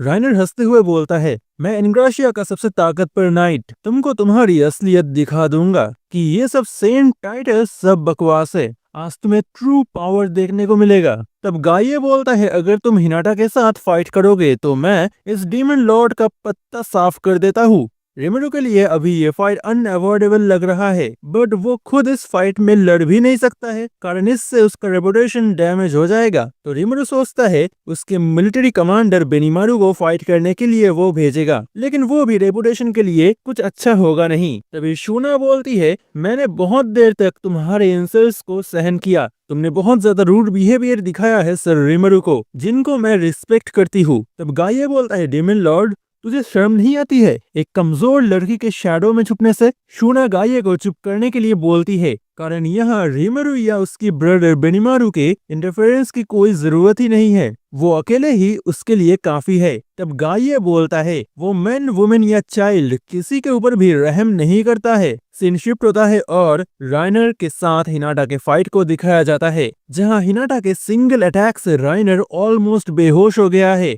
उसको पता ही नहीं चला कि वो कैसे डिफीट हो गया। तब हिनाटा बोलती है तुम एनग्राशिया के सबसे पावरफुल नाइट थे ना, क्या हुआ। फिर गाये को दिखाया जाता है जो अपने स्वॉर्ड से शूना को अटैक करता है, बट शूना उसके हर एक अटैक को डॉज कर जाती है और गाये का न्यू होली स्वॉर्ड जिससे वो रिमरू को डिफीट करना चाहता था वो अब कबाड़ बन गया है। वेल शूना यहाँ पे सीरियस नहीं है, इट्स लाइक कि शूना गाये के साथ एज ए टॉय खेल रही है। और फिर शूना अपने गॉड रिमरू को प्रे करना शुरू करती है होली मैजिक को यूज करने के लिए, और फिर गाये के चारों ओर बहुत सारे मैजिकल सर्कल्स अपीयर होते हैं। देन शूना यूज करती है डिसइंटीग्रेशन और एक ब्राइट लाइट में गाये का काम तमाम हो जाता है। और रिमरू को लगा था कि शूना ने गाये को मार दिया है, बट ऐसा नहीं है, वो जिंदा है लेकिन वो नंगा पुंगा हो गया है। तब शूना बोलती है oh my god I guess मेरी मैजिक अभी भी परफेक्ट नहीं हुई है। शूना एडलमैन को ओवरसी करते करते अभी शूना मास्टर बन गई है होली मैजिक की, कारण डिसइंटीग्रेशन से किसी के कपड़ों को डिस्ट्रॉय करना कोई आसान बात नहीं है। अब प्रिंस एलरिक राइनर को खड़े होने के लिए बोल रहे हैं, हिनाटा को डिफीट करने के लिए रिक्वेस्ट कर रहा है। बट अभी राइनर एक शॉक के अंदर है। उसको पता चल गया है कि उसके लिए हिनाटा को डिफीट करना इम्पॉसिबल है। वेल आई गेस राइनर ने हमारे टाइम ट्रैवल वाली वीडियो को नहीं देखा होगा, इसलिए उसको पता नहीं है कि ट्रूली हिनाटा कौन है। वैसे तुमको तो पता है, राइट? नहीं है तो जाके अभी देख लो इस वीडियो को। अब रिमरू प्रिंस एलरिक को बोलता है, तो ये फाइट खत्म हो गया, राइट? या फिर तुम और भी करना चाहते हो? रिमरू और भी बोलता है, जिन्होंने भी यहाँ मेरे अगेंस्ट वोट किया है, मैं मान लेता हूँ कि आप सबके रिस्पेक्टिव नेशंस हमारे अगेंस्ट है, राइट? यानी कि टेम्पेस्ट के अगेंस्ट है। तभी राफेल बोलती है, एक मर्डरस विल डिटेक्ट किया गया है जिसका टारगेट है सब्जेक्ट एलरिक। तभी रेमरू मैजिक सेंस को ऑन करता है और 1.2 माइल्स यानी कि 2 किलोमीटर दूर एक रेड हेयर्ड लड़की ग्लेंडा एक गन के साथ खड़ी हुई है, जिस गन का रेंज है अराउंड 60 यार्ड्स यानी कि 54 मीटर्स। तो कैसे वो एलरिक को अटैक करेगी? क्या वो मैजिक की यूज करेगी? ये सब सोचते टाइम अचानक से ग्लेंडा बुलेट फायर कर देती है और बुलेट के सामने एक पोर्टल ओपन होता है जहां वो बुलेट गायब हो जाता है और पलक झपकते ही एलरिक के ठीक 20 मीटर्स दूर एक पोर्टल ओपन होता है जहां से वो बुलेट बहुत तेजी से एलरिक की तरफ आ रही थी। तब राफेल के हेल्प से रेमरू बेएल्ज़ेबुब का यूज करते हुए उस बुलेट को रोक देता है और प्रिंस एलरिक को रेमरू बचा लेता है। असल में किसी ने एलरिक को मार के रेमरू के ऊपर सारा दोष देने का साजिश बनाया था, कारण बुलेट्स इतना पावरफुल है कि एक इंसान को आउट ऑफ नोवेयर पलक झपकते ही मारने का ताकत रखता है, जिससे ये सिचुएशन और भी ज्यादा कॉम्प्लिकेटेड हो जाता और टेम्पेस्ट के लिए शायद काउंसिल को ज्वाइन करना ऑलमोस्ट इम्पॉसिबल हो जाता। तो अब ये तो क्लियर है कि इन इडियट्स को पहले से ही सेटअप किया गया था, बिकॉज रिमरू ने प्रिंस एलरिक का जान बचाया है, इसलिए वो अपने बिहेवियर के लिए अटोन करना चाहता है। और वो बोलता है गबान ने उसको ये सब प्लान और ऑर्ब ऑफ डोमिनेशन दिया था, लेकिन गबान ये सब इनकार करके बोलता है, क्या तुम्हारे पास कोई प्रूफ है? बट गबान के साथ अभी कोई भी नहीं है, तो अभी उसके लिए बचना मुश्किल है। तभी वहां पे इनग्राशिया किंगडम के किंग एजील आते हैं और सभी उनके सामने सिर झुकाते हैं और बोलते हैं, डेमन लॉर्ड रिमरू, मेरे लड़के ने आपको बहुत परेशान किया, तो मैं आपसे माफी मांगता हूँ एज ए फादर। रिमरू बोलता है, अपॉलॉजी एक्सेप्टेड, बट मैं नहीं चाहता ऐसा दोबारा हो, जिसके साथ किंग भी सहमत है। और रिमरू और किंग एजिल एक साथ काम करना चाहते हैं और ये दोनों हैंडशेक करते हैं। और गबान के लिए मैजिकल इंक्विजिटर्स को बुलाया गया है किंग के द्वारा, जो कि इनग्राशिया किंगडम के सबसे ज्यादा खतरनाक आर्मी है। फिर कुछ टाइम बाद काउंसिल दोबारा शुरू होता है और रिमरू के हर एक डिमांड को पूरा कर दिया जाता है, जहां फर्स्ट है टेम्पेस्ट को एज ए नेशन एक्सेप्ट किया जाएगा, second Tempest officially council join करेगा और थर्ड काउंसिल के मिलिट्री राइट्स टेम्पेस्ट को दिया जाएगा। इसी के साथ काउंसिल सेशन खत्म होता है और रिमरू और बाकी लोग एक कैफे में जाते हैं। और वही दूसरी तरफ ग्लेंडा को यकीन नहीं हो रहा है कि रिमरू ने उस बुलेट को रोक दिया पॉइंट ब्लैंक रेंज से। ये डेमन लॉर्ड ग्लेंडा के इमेजिनेशन से भी कई गुना ज्यादा पावरफुल है। तभी वहां पे सोए बोलता है, रियली तुमने डेमन लॉर्ड रिमरू को बहुत ज्यादा ही अंडर एस्टिमेट कर दिया है और तुम बहुत बड़े फूल हो जो तुम तब से इसी सेम जगह पे बैठी हुई हो। ग्लेंडा बोलती है, तू कौन है? तब सोए बोलता है, मैं सर रिमरू का एक वफादार एजेंट सोए हूँ। ग्लेंडा बोलती है, तो तुमने मेरे अटैक को प्रेडिक्ट कर लिया था। सोए बोलता है, सर रिमरू को सब पता है, उनको सब दिखता है, तुम जो भी जानते हो वो सब तुम्हें बोलना पड़ेगा। तुम रेजिस्ट कर सकती हो लेकिन उससे तुम्हें ही दर्द ज्यादा होगा। तब ग्लेंडा एक गन निकालती है और सोए के तरफ शूट करती है, जिसको सोए डॉच कर जाता है। ग्लेंडा सोचती है, मुझे पता था साधारण फिजिकल अटैक्स इस हाई लेवल मार्जिन के ऊपर काम नहीं करेंगे। तब वो एक मैजिकल नाइफ निकालती है, जिसको देख के सोए डिफेंसिव पोज ले लेता है। ग्लेंडा समझ जाती है कि ये नाइफ सोए को डैमेज कर सकती है। ग्लेंडा सोए के अटैक्स को डॉज करके मैजिकल बुलेट्स फायर करती है। मैजिकल बुलेट्स को फायर करती है नॉर्मल बुलेट्स के साथ मिक्स करके, जिससे सोए का एक हाथ डिस्ट्रॉय हो जाता है। ग्लेंडा बोलती है, उसका ओपोनेंट जितना कॉन्फिडेंट होगा उसके अटैक्स उतने ही डेडली होंगे। असल में ग्लेंडा अपने मैजिक को सॉलिडिफाई करके बुलेट्स को बना सकती है, जो कि स्पिरिचुअल बीइंग्स के अगेंस्ट बहुत पावरफुल है। सोए बोलता है, अगर तुम अभी भी सरेंडर कर दोगी तो हम नीडलेस खून खराबा अवॉइड कर सकते हैं। सर रिमरू एक अच्छे पर्सन है, तुम जो भी जानते हो वो मुझे बता दो तो तुम जिंदा बच जाओगी। ग्लेंडा बोलती है वाओ तुम्हारे बॉस बहुत अच्छे हैं पर तुम्हें यही मरना पड़ेगा। फिर ग्लेंडा सोए के चारों तरफ 5 पोर्टल्स ओपन करती है और हर एक पोर्टल से एक बुलेट बाहर आता है जो सीधा सोए को लगते हैं और सोए वही मारा जाता है। तब ग्लेंडा बोलती है मुझे यहाँ अपने सारे मूव्स को रिवील करना पड़ा बट कोई ना, मैं जिंदा हूँ वही काफी है। तब एक आवाज सुनाई देती है अगर ऐसा ही है क्यों ना तुम अब सरेंडर कर दो। ग्लेंडा हैरान है क्योंकि सोए उसके ठीक सामने बैठा है जिसको जस्ट कुछ ही सेकंड्स पहले उसने मारा था। सोए बोलता है तुम्हें लगता है तुम मुझे मार सकते हो, मैंने तो उस अटैक को जानबूझ के लिया था ताकि मैं चेक कर पाऊं कि तुम्हारे स्किल्स कितने पावरफुल है। तभी ग्लिंडा के चारों ओर 4 सोएज अपीयर होते हैं। तब सोए एक्सप्लेन करता है कि ये उसका एक स्किल है बॉडी डबल जिससे सोए अपने क्लोन्स बना सकता है बट ये क्लोन्स खुद सोए से बहुत ही ज्यादा कमजोर होते हैं। बट सोए के एक क्लोन को डिफीट करना वो भी कोई आसान बात नहीं है। फिर सोए बोलता है मैं सर रिमरू को और वेट नहीं करवाना चाहता हूँ, चलो अब जाने का टाइम आ गया है। नेक्स्ट सीन में रिमरू, बेनिमारू, हिनाटा और शूना केक खाते हुए बात कर रहे थे अपने काउंसिल एक्सपीरियंस के बारे में। तब रिमरू बोलता है ये अच्छा हुआ मुझे गुस्सा आने से पहले ही तुम दोनों का टेम्पर क्रॉस हो गया था, नहीं तो अगर मुझे गुस्सा आ गया होता तो पता नहीं मैं क्या कर देता। तब हिनाटा और शूना बोलती है उनको गुस्सा नहीं आया था, उन्होंने बस कुछ रूड लोगों को थोड़ा लेसन दिया है, दैट्स इट। तब बेनिमारू बोलता है अगर शूना उस टाइम एक्शन नहीं लेती तो वो उस रूम में बैठे हुए हर एक इंसान को जला के राख कर देता। तब रिमेरो सोचता है नेक्स्ट मीटिंग के पहले ही हमें काउंसिल में सेंड करने के लिए एक रिप्रेजेंटेटिव को चूज करना पड़ेगा बट ये काम आसान नहीं होगा क्योंकि हमारे यहाँ के लोग बहुत ही ज्यादा गर्म दिमाग के हैं। तभी वहाँ पे सोए आता है और बोलता है वो असैसिन अभी हमारे कब्जे में है लेकिन उसने अभी तक अपना नाम नहीं बताया है, लेकिन उसने सर रिमरू आपके बारे में बोला है the devil bastards boss. I think इसके साथ डियाब्लो का कोई हिस्ट्री है। तब रिमरू सोचता है डियाब्लो को शायद इतने छोटे घटना के बारे में याद भी नहीं होगा, भले ही वो घटना उस लड़के के लिए एक हिल ही क्यों ना हो।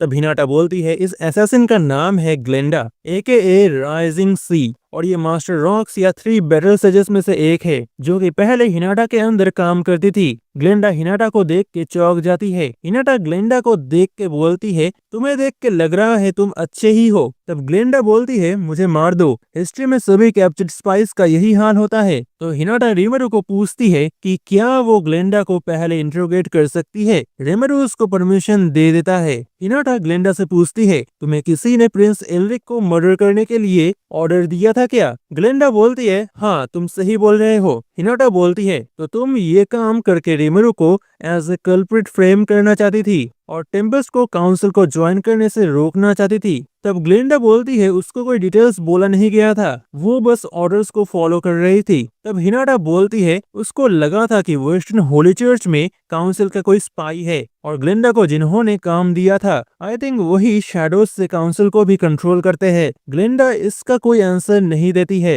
हिनाटा बोलती है क्या तुमने हमें शुरू से ही धोखा दिया था, क्या तुम शुरू से ही ऑर्डर्स को फॉलो कर रहे थे, क्या तुम गॉड लुमिनस के ऊपर विश्वास करती हो। तो ग्लेंडा बोलती है यहाँ कोई गॉड नहीं है मेरे बिलीव करने के लिए। ग्लेंडा की बात पूरा होने से पहले ही हिनाटा अपने स्वॉर्ड से ग्लेंडा को अटैक कर देती है और रिमरू बीच में आके हिनाटा को रोक देती है और बोलता है तुमने लाइन क्रॉस कर दिया है, ये इंट्रोगेशन है एग्जीक्यूशन नहीं। तब शूना बोलती है सर रिमरू इट्स ओके, अगर वो मर जाती तो शूना अपने रेजरेक्शन मैजिक को उसके ऊपर टेस्ट कर पाती और हिनाटा शूना के साथ सहमति दिखाते हुए सही बात मैं भी डिवाइन मिराकल रेजरेक्शन का यूज करके उसको वापस जिंदा कर देती। ओह ग्लेंडा का फेस तो देखो जरा, पुअर गर्ल। जो भी हो अब रिमरू ग्लेंडा को इंट्रोगेट करना शुरू करता है। रिमरू बोलता है मुझे नहीं लगता कि तुम्हारे जैसा एक प्रो जस्ट मेरे पूछने से ही सब कुछ बोल देगा, तो तुम बस मेरे बातों को सुनते जाओ। और फिर राफाएल को रिमरू ऑर्डर करता है इंट्रोगेशन शुरू करने के लिए, जहाँ रिमरू राफाएल के बातों को दोहराने लगता है। रिमरू बोलता है यूनिक स्किल्स यूजर के सोल के साथ डीपली जुड़ जाते हैं, जिसका एक एग्जाम्पल तुम भी हो। और उस मीटिंग में बहुत सारे काउंसलर्स एक ही तरह के ग्रीडी डिजायर्स को शो कर रहे थे, जो डिजायर्स उनके अंदर डाला गया था एक ही यूनिक स्किल के द्वारा, कारण उनका ग्रीड सेम ब्रेन वेवलेंथ में काम कर रहा था, जो प्रूव करता है कि वो किसी के इन्फ्लुएंस के अंदर थे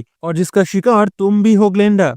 ग्लिंडा को यह पता नहीं था, इसलिए वो बहुत ही ज्यादा हैरान है। लेकिन ग्लिंडा के यूनिक स्किल के वजह से उसके सोल को प्रोटेक्शन मिल रहा है, इसलिए अभी तक वो इस पावर के कंप्लीट कंट्रोल में नहीं आई है। लेकिन इस वर्ल्ड में कुछ ऐसे पावर्स है जो कि देख सकते हैं कि सामने वाले के पास क्या एबिलिटीज है, जैसे मलीम की ड्रैगन आइज, जिससे वो किसी के स्किल्स के बारे में पता लगा सकती है। लेकिन अगर किसी के पास 2 या उससे ज्यादा यूनिक स्किल्स है तो इवन मलीम को भी प्रॉब्लम आती है एग्जैक्टली डिटेल्स पता करने में। जैसे लास्ट वोल्पर्गस में गाय क्लियरली रिमेरो से बहुत चौंकना था, बिकॉज वो इस वर्ल्ड का सबसे ज्यादा स्ट्रॉन्गेस्ट पर्सन है, बट उसने भी जरूर रिमेरो के स्किल्स को एनालाइज करने का ट्राई किया था। बट रिमेरो के पास 4 अल्टीमेट स्किल्स होने के वजह से शायद उसके लिए भी बोलना मुश्किल है कि एग्जैक्टली रिमेरो के पास क्या एबिलिटीज है। अगर तुम इस वर्ल्ड में सरवाइव करना चाहते हो तो तुम ओपनली अपने एबिलिटीज के बारे में सबको बता नहीं सकते हो। जो भी हो, ग्लिंडा के एम्प्लॉयर के पास रियली एक पावरफुल एबिलिटी है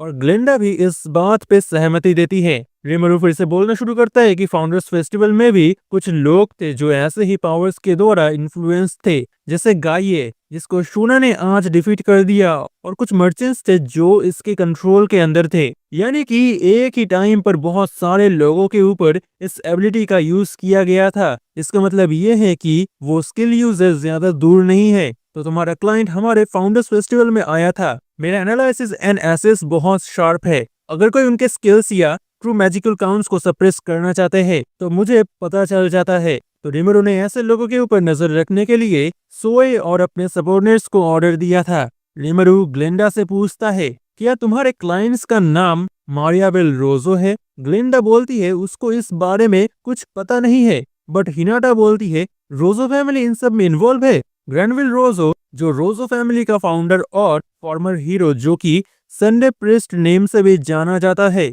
जो कि 7 डेज क्लर्जी का हेड था। तब सोए बोलता है सारे 7 डेज क्लर्जी को तो मार दिया गया था लेडी लुमिनस और डियाब्लो के द्वारा, और लास्ट ग्रैनविल को निकोलस ने मार दिया था। बट ग्रैनविल, जिसने सेंचुरीज से वर्शन नेशंस को रूल किया था, उसके लिए जिंदा बच जाना हैरानी की बात नहीं होगी। ग्रैनविल, जिसने हंड्रेड्स ऑफ इयर्स से वर्शन नेशंस में अपना दबदबा चलाया है, उसके लिए काउंसिल को अपने मुट्ठी में लेना कोई बड़ी बात नहीं होगी। और उसी की पोती है मारियाबेल, जिसके पास लोगों के डिजायर्स को कंट्रोल करने का पावर है। तो रिमेरो और हिनाटा समझ जाते हैं कि इन सब के पीछे ग्रैनविल का ही हाथ है, जो कि कुछ बड़ा प्लान कर रहा है।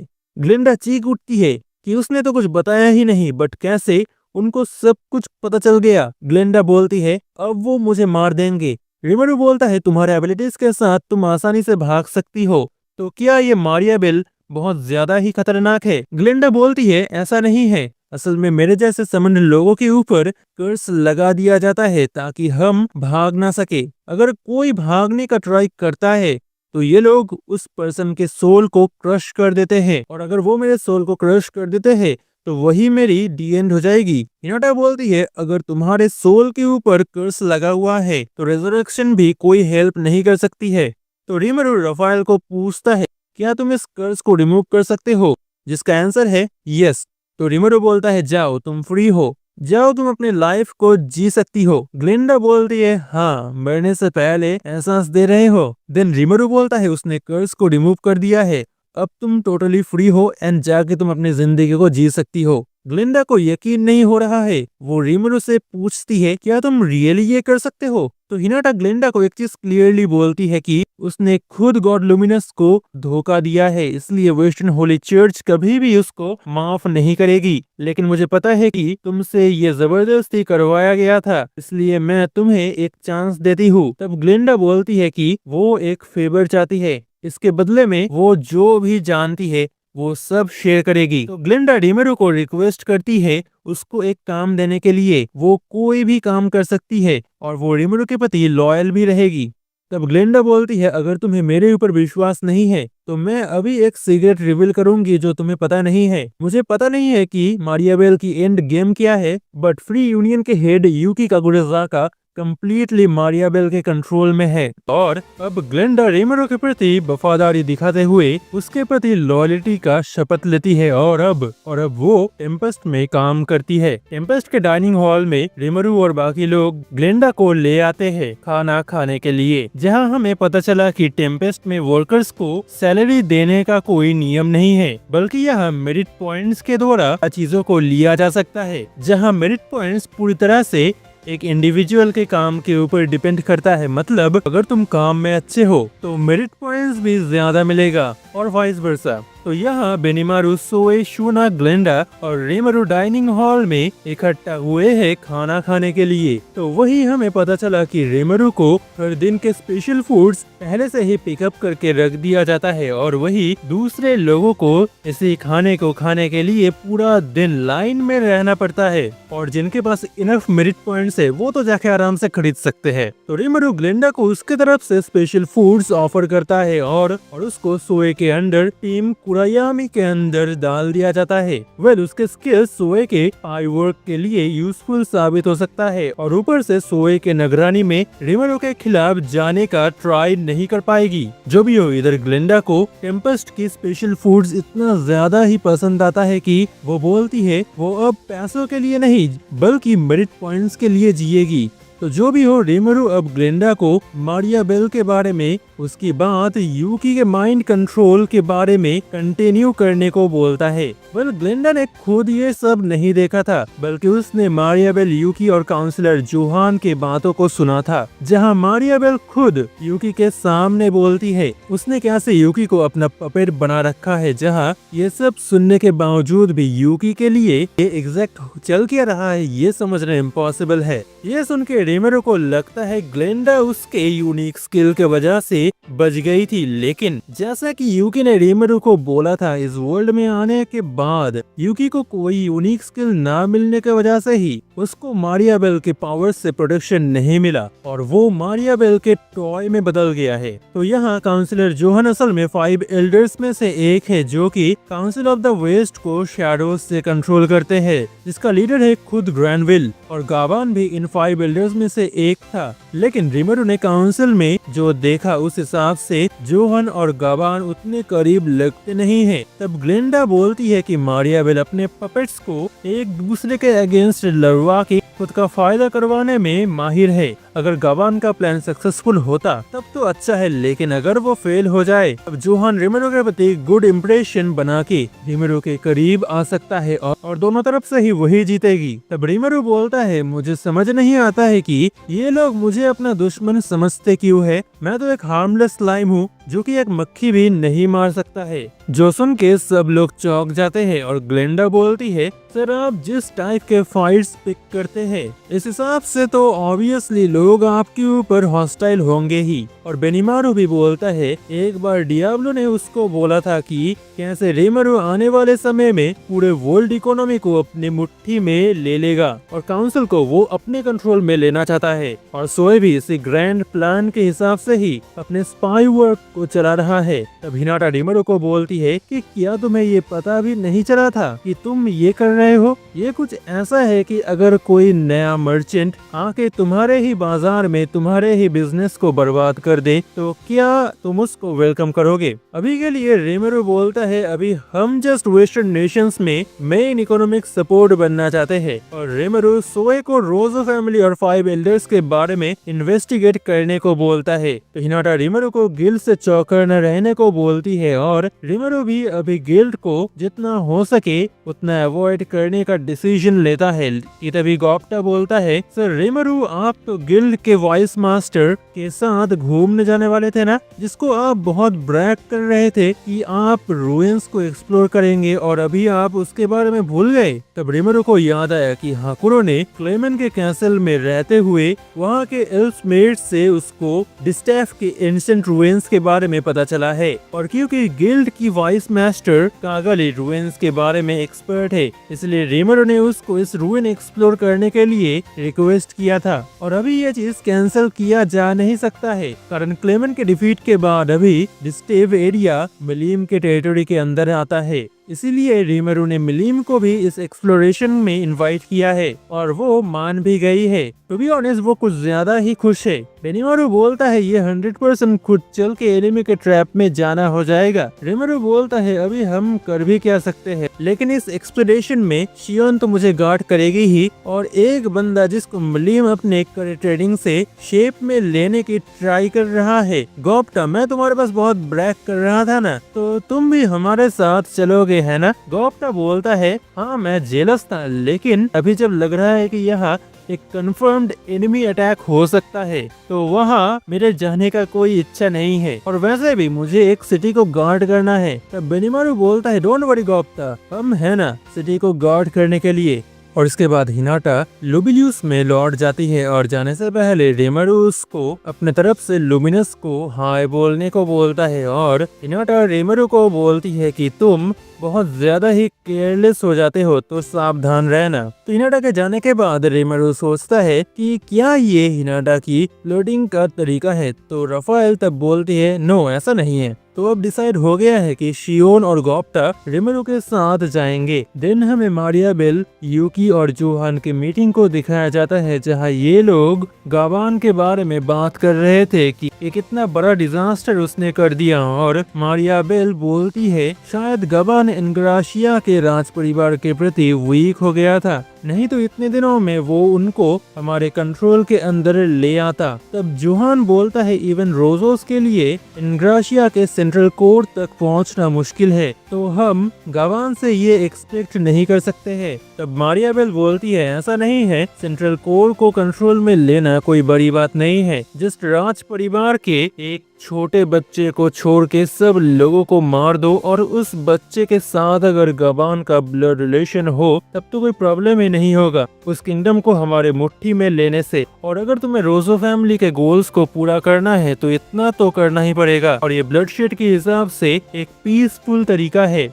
और वैसे भी मैं गवान से ये एक्सपेक्ट नहीं कर रही थी, लेकिन गवान ने एक काम अच्छा किया कि उसने जाने से पहले किंग के रूल्स को फॉलो करने वाले इंक्विजिटर्स को सामने लाया, जिससे मारियाबेल के पास अभी उनके बारे में इंफॉर्मेशन आ चुका है, लेकिन वो उतना खास नहीं है। जस्ट कुछ ह्यूमंस जिनके बॉडी में मॉन्स्टर ऑर्गन्स प्लांट करके उनको मार्जिन लेवल पावर्स दे दिया गया है, और उस प्रोसेस में ये लोग अपने सोचने समझने के पावर को खो चुके हैं। लेकिन इंक्विजिटर्स का इंफॉर्मेशन पाना मारियाबेल का रियल गोल नहीं था। असलियत में मारियाबेल जोहन का एक गुड इमेज रिमेरू को देना चाहता था, और इस काम में वो सक्सेसफुल हो गया है। मारियाबेल के वर्ड्स में रिमेरू अभी जोहन को बिलीव करता है। तब जोहन बोलता है कि क्या हम इंक्विजिटर्स को रिमेरू के अगेंस्ट यूज कर सकते हैं। तब मारियाबेल बोलती है ये लोग स्ट्रांग तो है, बट क्या तुम्हें लगता है कि ये लोग एक डीमन लॉर्ड को टेक डाउन कर पाएंगे? ये सोचना ही स्टुपिडिटी है। तब जोहन बोलता है तो हमारे लिए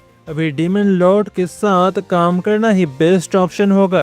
तब मारियाबेल बोलती है ना सिर्फ तुम बल्कि ग्रैंडफादर ग्रैंडविल के अलावा तुम सभी एक बड़े मिसकॉन्सेप्शन के अंदर जी रहे हो। ग्रैंडविल रिमेरू को मारना चाहता है, कारण ये नहीं है कि रिमेरू इन फ्यूचर इकोनॉमी को अपने कंट्रोल में ले लेगा, बल्कि टाइम के साथ ही साथ हम उसके अगेंस्ट हेल्पलेस हो जाएंगे। और जस्ट इमेजिन कि रिमेरू के पास ह्यूज मिलिट्री पावर है, और इस बैकिंग के साथ जब वो किसी के साथ नेगोशिएशन करेगा तब क्या होगा। और अब वो काउंसिल के रूल्स को फॉलो कर रहा है, लेकिन ये जस्ट अभी के लिए ही है। इन फ्यूचर जब टेम्पेस्ट अपने वैल्यूज को अपने कल्चर, फूड्स और इन्फ्लुएंस के द्वारा बाकी नेशंस में फैला देगा, तभी पूरा रीजन ही उसके ऑर्डर्स को लेगा, और तब रूल्स को टेम्पेस्ट के हिसाब से रिवाइज किया जाएगा, और इसी के ही साथ पीसफुल टेक ओवर कंप्लीट होगा। और मारियाबेल जोहन और पूरे काउंसिल को स्टूपिड बोलता है रिमेरू के बातों को विश्वास करने के लिए। और वैसे भी ह्यूमंस का लाइफ स्पेन बहुत छोटा होता है, और अगर हम इस डीमन लॉर्ड को यहाँ नहीं रोक पाए तो रोजो फैमिली के ड्रीम्स ही खत्म हो जाएंगे, और एक डीमन लॉर्ड से फायदा लेना इम्पॉसिबल है। कि तभी जोहन को एक मैजिकल कॉल रिसीव होता है कि ग्लेंडा को रिमेरू ने पकड़ लिया है। तब मारियाबेल बोलती है अगर ऐसा ही है तो अब हमें मूव करना होगा। मारियाबेल यूकी को पूछती है कि कुछ दिनों में रिमेरू गिल्ड के साथ रुइंस में जाने वाला है। तब यूकी बोलता है कि इस ट्रिप में कुछ करना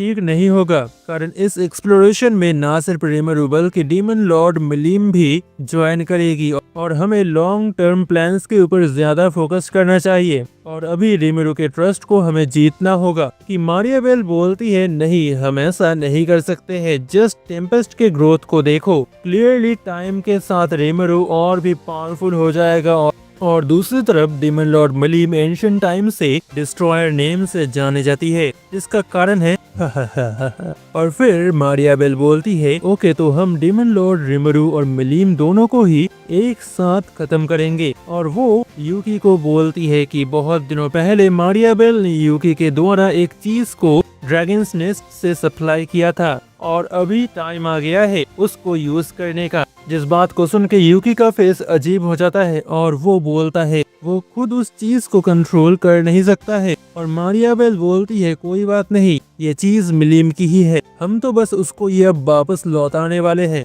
वैसे इस प्लान में रिस्क कम नहीं है, अगर कुछ इधर से उधर हो गया तो ह्यूमन एरियाज को भी बहुत डैमेज हो जाएगा।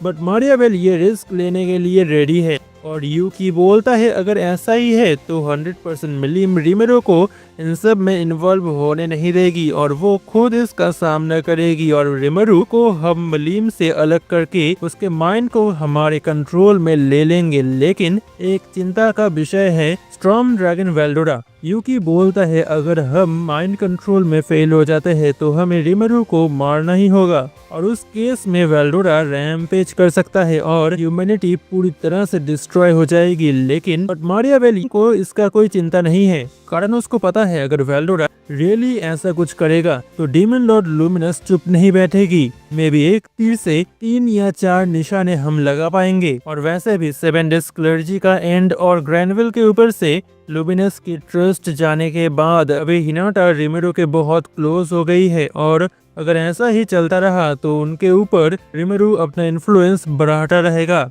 और मारिया बेल ये एक्सेप्ट कर नहीं सकती है, चाहे इसके लिए वर्ल्ड को वेल्डोरा के खतरे के सामने ही क्यों न लाना पड़े।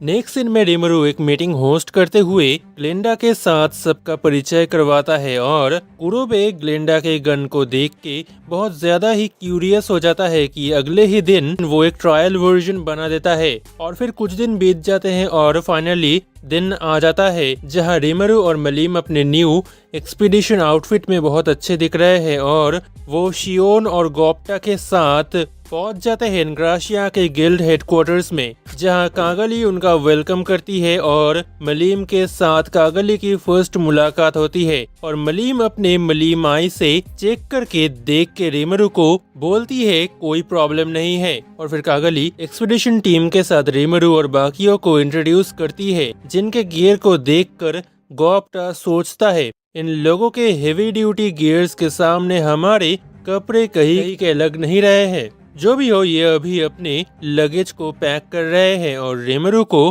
कागली बोलती है कि उनके लगेज को भी वो पैक कर देंगे क्या। तब रिमेरू बोलता है कि उनके पास कोई लगेज नहीं है, जो सुन के कागली बोलती है तुम लोग ये एक्सपीडिशन सीरियसली नहीं ले रहे हो। तब मलीम बोलती है 24/7 एक स्ट्रॉन्ग ऑरा उसको प्रोटेक्ट करता है और यही सेम ही चीज रिमेरू के साथ भी है। तो इस एक्सप्लेनेशन के साथ ही कागली मान जाती है और बोलती है उन लोगों ने कुछ वागन सेटअप किया है रूइंस तक पहुंचने के लिए। कि तभी रिमेरू बोलता है हमें वागन्स की कोई जरूरत नहीं है और वो आउट ऑफ थिन एयर एक मैजिक डोर समन करता है डोमिनेट स्पेस को यूज करते हुए, जो सीधा कनेक्ट था डिस्टेव के रूइंस के साथ, जहां पहुंचने के लिए वागन से 2 मंथ्स का लॉन्ग जर्नी करना पड़ता है। वही रिमेरू के पावर्स के हेल्प से ये जर्नी 2 सेकंड्स में ही कंप्लीट हो गया। बट हाँ, कागली के टीम के ऑलमोस्ट 50% से भी ज्यादा प्रिपरेशन यहाँ मिट्टी में मिल गया। बट मुझे भी कोई ऐसा पावर दे दो, लाइफ बहुत इजी हो जाएगा इसके साथ।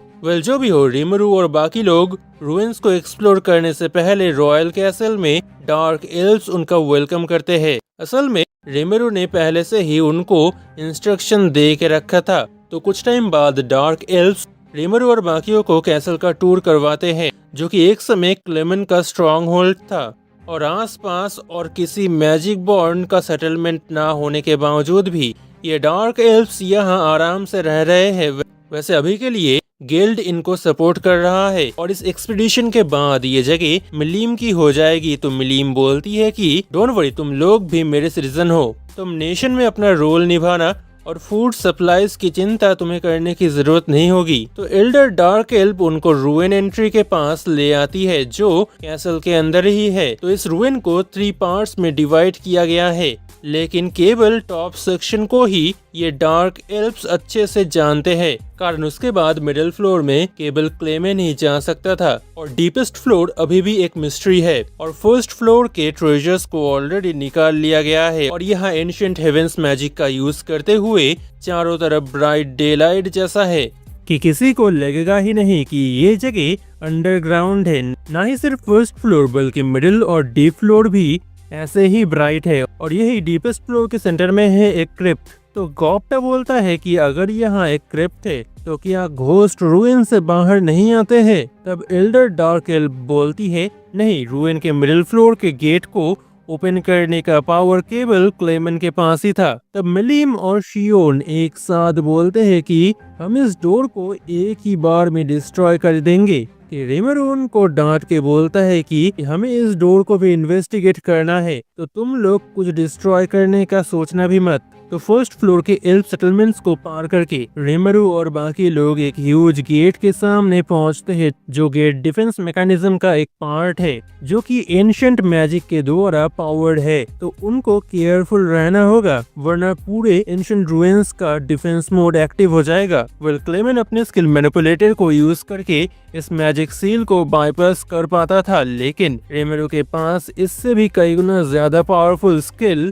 कंट्रोल लॉज है। तो रिमरू इस ह्यूज डोर में हाथ रख के समझ जाता है कि अगर वो इस डोर को डिस्ट्रॉय कर देते तो इस एरिया के सारे लाइट्स ऑफ हो जाते और वो एनर्जी यूज किया जाता है इंट्रूडर्स को खत्म करने के लिए, और उनको मारने के बाद ये डोर फिर से खुद को हील कर लेता, जहां ग्राउंड से पूरे डोर में एक एनर्जी फ्लो कर रहा है। रियली एक एडवांस एंशिएंट सिविलाइजेशन ने इस रूइन को बनाया है। और रिमरू एक पल में ही गेट को ओपन कर देता है और पीछे कागली को देख के सोचता है ये मैंने क्या कर दिया, ये तो उनका जॉब है।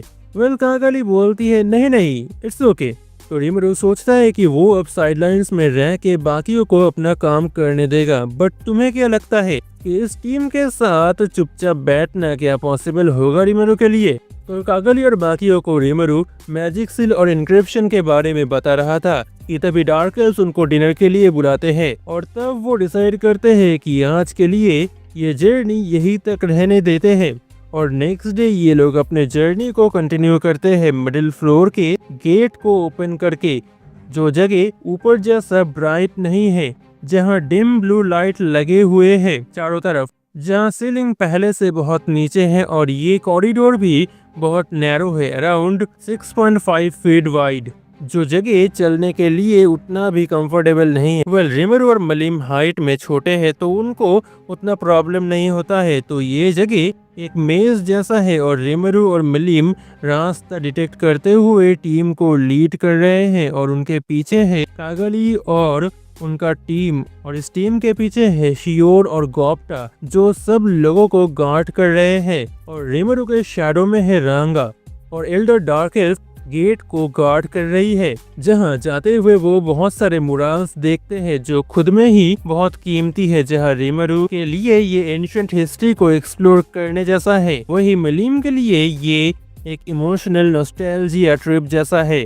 और थोड़ी देर बाद ये लोग एक जगह रुक के लंच करते हैं, जहां रिमरू अपने स्टमक से बॉक्स लंचेस को निकालता है जो कि उसने पहले से ही प्रिपेयर करके रखा था, कारण अंडरग्राउंड एरिया में फायर ना जलाना ही बेटर होगा। और खाना खाने के बाद ये लोग अपना जर्नी फिर से शुरू करते हैं। वैसे लंच के टाइम पे अगर किसी को सुसु जाना था तो रिमरू कैसल के साथ कनेक्टेड एक डोर ओपन करके सबको ऊपर भेज देता है और देन जर्नी फिर से कंटिन्यू होता है, जहां रिमरू उनके टीम के एक मेंबर को एलिमेंटल मैजिक सिखाता है जिससे वो स्पिरिट्स के साथ कम्युनिकेट करके सामने क्या है वह भी जान पाएगी। और दूसरे एक बंदे को रिमरू थॉट टोपोग्राफी और चैनलिंग मैजिक सिखाता है जिससे वो 100% एक्यूरेसी के साथ मैप्स क्रिएट कर सकता है, जिससे ना सिर्फ ये एक्सप्लोरेशन बल्कि फ्यूचर के एक्सप्लोरेशंस भी आसान हो जाएंगे उनके लिए। और डिनर टाइम से पहले ही ये लोग मिडिल सेक्शन के बॉटम पार्ट्स तक पहुंच जाते हैं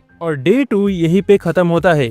डे 3 शुरू होता है बॉटम और फाइनल सेक्शन के डोर के सामने। तो ये लोग अभी 2 टीम्स में डिवाइड हो गए हैं, जहां मिलीम, गोप्टा और रांगा एक्सप्लोरेशन टीम में मिडिल सेक्शन को थोड़ा और एक्सप्लोर कर रहे हैं, वही कागली और बाकी लोग उस डोर को एनालाइज कर रहे हैं। वही रिमेरू और शियोन के पास करने का उतना कुछ नहीं था, तो वो एक टेबल सेटअप करते हैं और शियोन सबके लिए कॉफी बनाती है कि तभी मिलीम वापस आती है रांगा के ऊपर बैठ के। उसके पीछे है गोप्टा और बाकी एक्सप्लोरेशन टीम जो बहुत भारी भरकम सामान कैरी कर रहे हैं। जब मिलीम ने बहुत ज्यादा हाई मैजिक्यूल से बने इक्विपमेंट्स को ढूंढ निकाला है, जिसमें से एक वेपन बाकियों से ज्यादा यूनिक है, तो उन लोगों का फीड एक ट्रैप के ऊपर पड़ गया था और बहुत सारे गोलम्स उनको घेर लेते हैं, जिनको डिफीट करके उनको ये मिला है। लेकिन मिलीम और गोप्टा पूरे टाइम डिटेक्शन मैजिक को यूज कर रहे थे, तभी ये ट्रैप एक्टिवेट हो गया। इसका मतलब ये है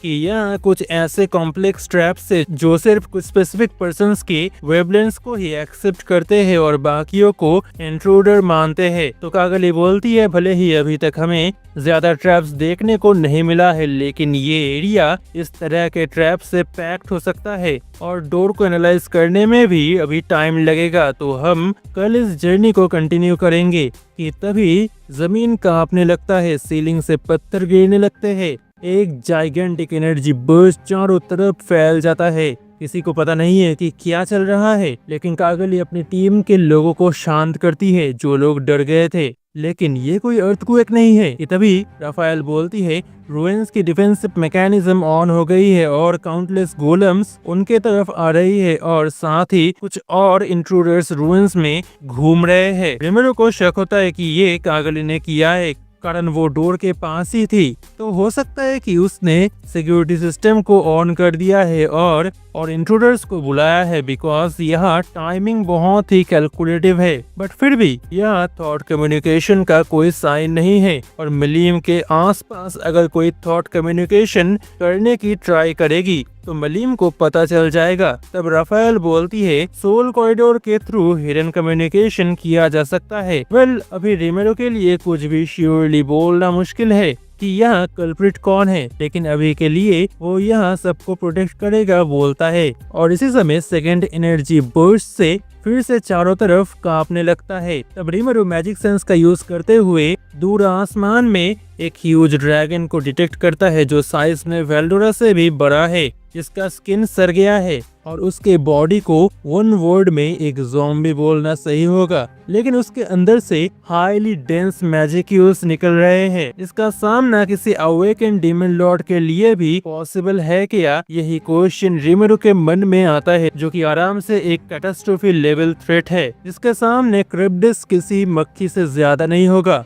जिसको सेंस करके मिलीम चौंक जाती है और स्पेशल ट्रांसपोर्ट को यूज करके वो इस प्रॉब्लम के साथ डील करने के लिए बाहर चली जाती है। तब रिमेरो समझ जाता है कि एनिमी ने मिलीम के ओल्ड ड्रैगन फ्रेंड के सील को तोड़ दिया है और अभी मारियाबेल के माइंड टेक ओवर स्पेल से इस ड्रैगन को कंट्रोल किया जा रहा है।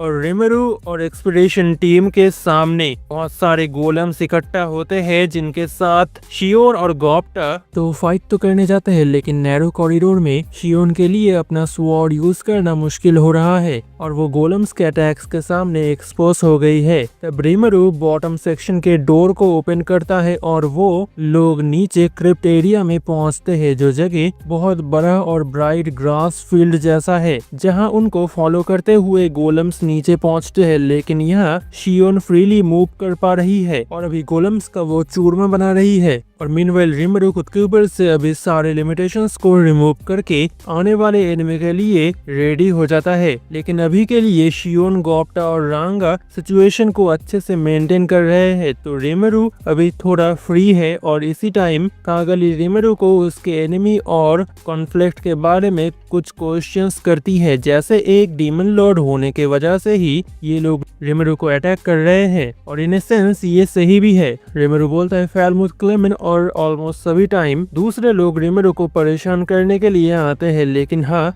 इस बार ये लड़ाई इनएविटेबल था, जहाँ रिमेरो के साथ एनिमे की फिलोसॉफी का विरोध होता है। कागली बोलती है, फिर भी क्या तुम उनके साथ बात करके एक पीसफुल तरीके से इस प्रॉब्लम को सॉल्व नहीं कर पाते? कि तभी एक छोटी लड़की बोलती है, ये इम्पॉसिबल है, जहाँ हर एक लोगों के डिजायर्स अलग होते हैं और उनको पेशेंट रहने के लिए बोला जा नहीं सकता है, और अगर अदर साइड थोड़ा भी सॉफ्ट होता है तो डिमांड्स बिगर और बिगर होता रहेगा। भले ही रेमेरो का आइडियोलॉजी इस पर्सन से अलग है, लेकिन एज ए पॉलिटिशियन रेमेरो उसके साथ एग्री करता है।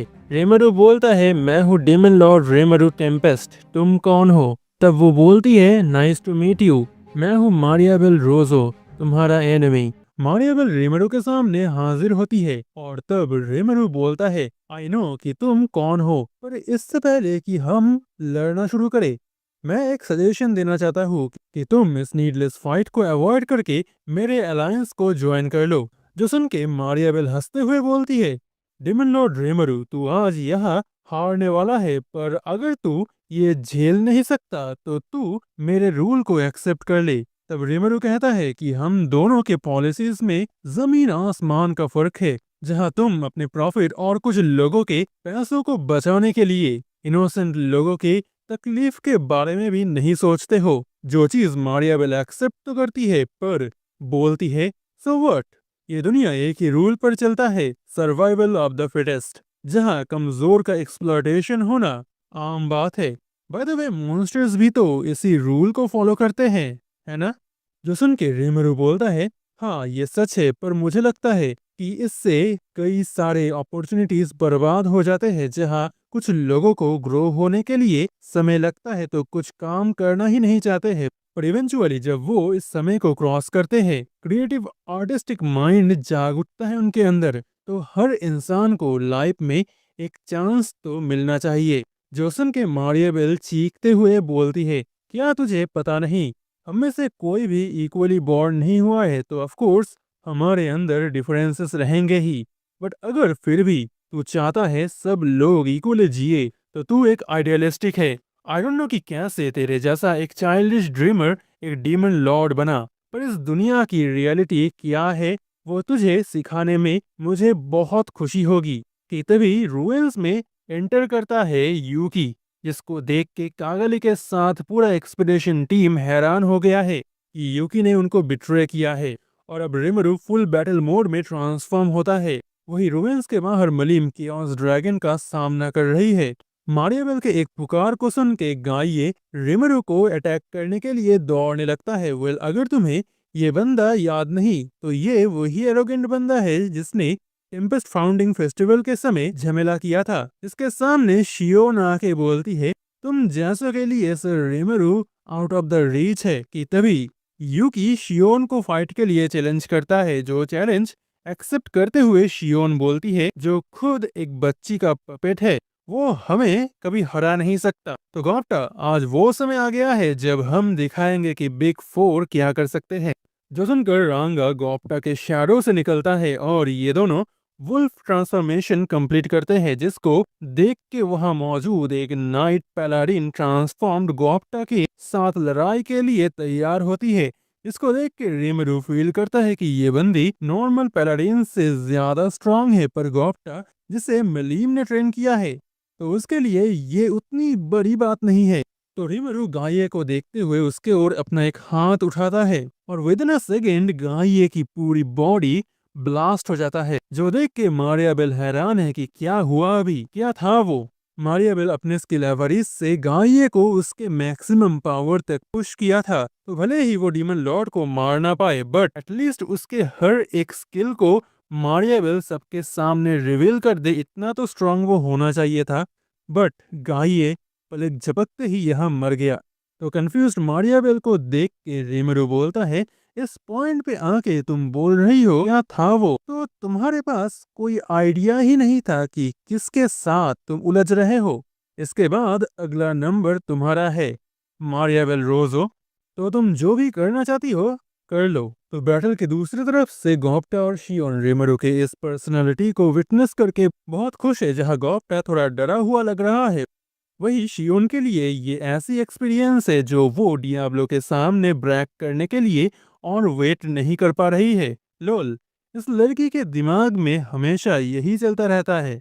और इधर मारियाबेल के दिमाग में थॉट्स आ रहे हैं कि उसने एक बहुत बड़ी ब्लंडर कर दिया है रिमरू को एक सॉफ्ट हार्टेड पर्सन समझ के।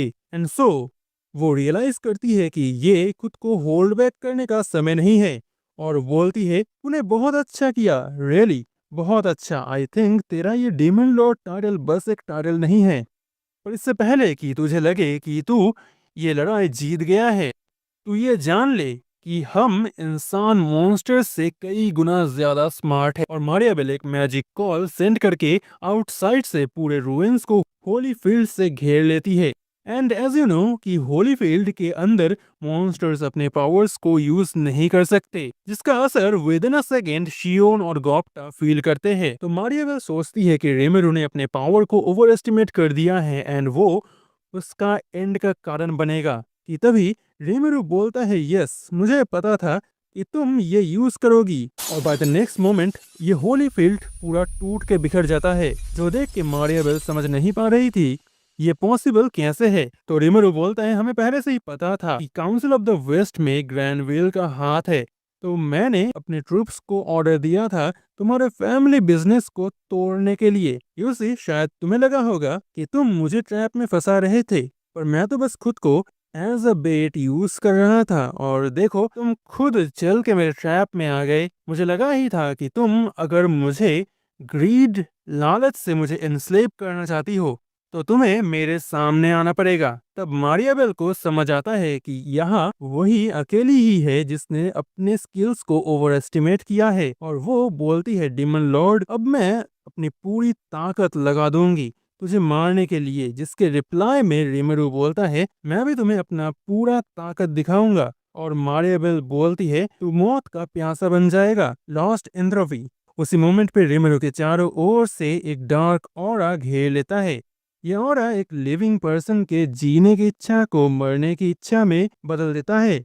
मारियाबेल बोलती है उसके पास कोई और रास्ता नहीं था, वो डीमन लॉर्ड को जिंदा रखना तो चाहता था पर ये बहुत ज्यादा ही डेंजरस है। पर कोई ना, ये आउटकम भी कोई ज्यादा बुरा नहीं है। जहाँ रेमेरू को कंप्लीट डार्कनेस के अंदर देख के शियोन घबरा जाती है। मारियाबेल और भी बोलती है किसी के लिए भी जिंदा रहने की इच्छा को दूर करना पॉसिबल नहीं है और इसीलिए मुझे हराना इम्पॉसिबल है। पर उसकी बातें पूरी होने से पहले ही रेमेरू डार्कनेस को तोड़ के बाहर आता है और बोलता है मेरा एनालिसिस अभी खत्म हुआ, सॉरी अब तुम्हारी अटैक्स मेरे ऊपर काम नहीं करेंगे। मारियाबेल तुम यही रुक जाओ और मुझसे प्रॉमिस करो कि तुम एक नॉर्मल लड़की की तरह जियोगी, तो मुझे तुम्हें मारना नहीं पड़ेगा। पर मारियाबेल सुन कहाँ रही है। मारियाबेल एक और अटैक करती है अपने पूरे स्ट्रेंथ के साथ, चाहे भले ही उसको अपनी लाइफ फोर्स को भी यूज क्यों ना करना पड़े। बट फिर भी उसके अटैक्स रेमेरू को हिट नहीं कर पाते हैं और वो जमीन में बैठ जाती है। तब रेमेरू बोलता है डोंट वरी, तुम्हारे लिए ये पेनलेस होगा। कि तभी उसके पीछे से शियोन उड़ के सीधा दीवार से टकराती है, जो देख के मारियाबेल जोर से हंसने लगती है और यूकी रेमेरू के सामने आके कहता है मुझे नहीं लगा था कि तुम मारियाबेल को हरा दोगे, पर ये मत भूलो कि मैं भी यहाँ हूँ। तभी रफाएल रेमेरू को रिपोर्ट देती है कि अचानक से यूकी की पावर एबनॉर्मली इंक्रीज हो गया है, जहाँ मारियाबेल अपने पावर्स को यूकी को ट्रांसफर कर रही है। रेमेरू यूकी के साथ फाइट में उलझ जाता है, जहां उनके अटैक्स एक दूसरे के साथ टकराने से चारों ओर वेव्स फैलने लगते हैं और इसी सिचुएशन का फायदा लेते हुए मारियाबेल डीप रूइंस में भाग जाती है।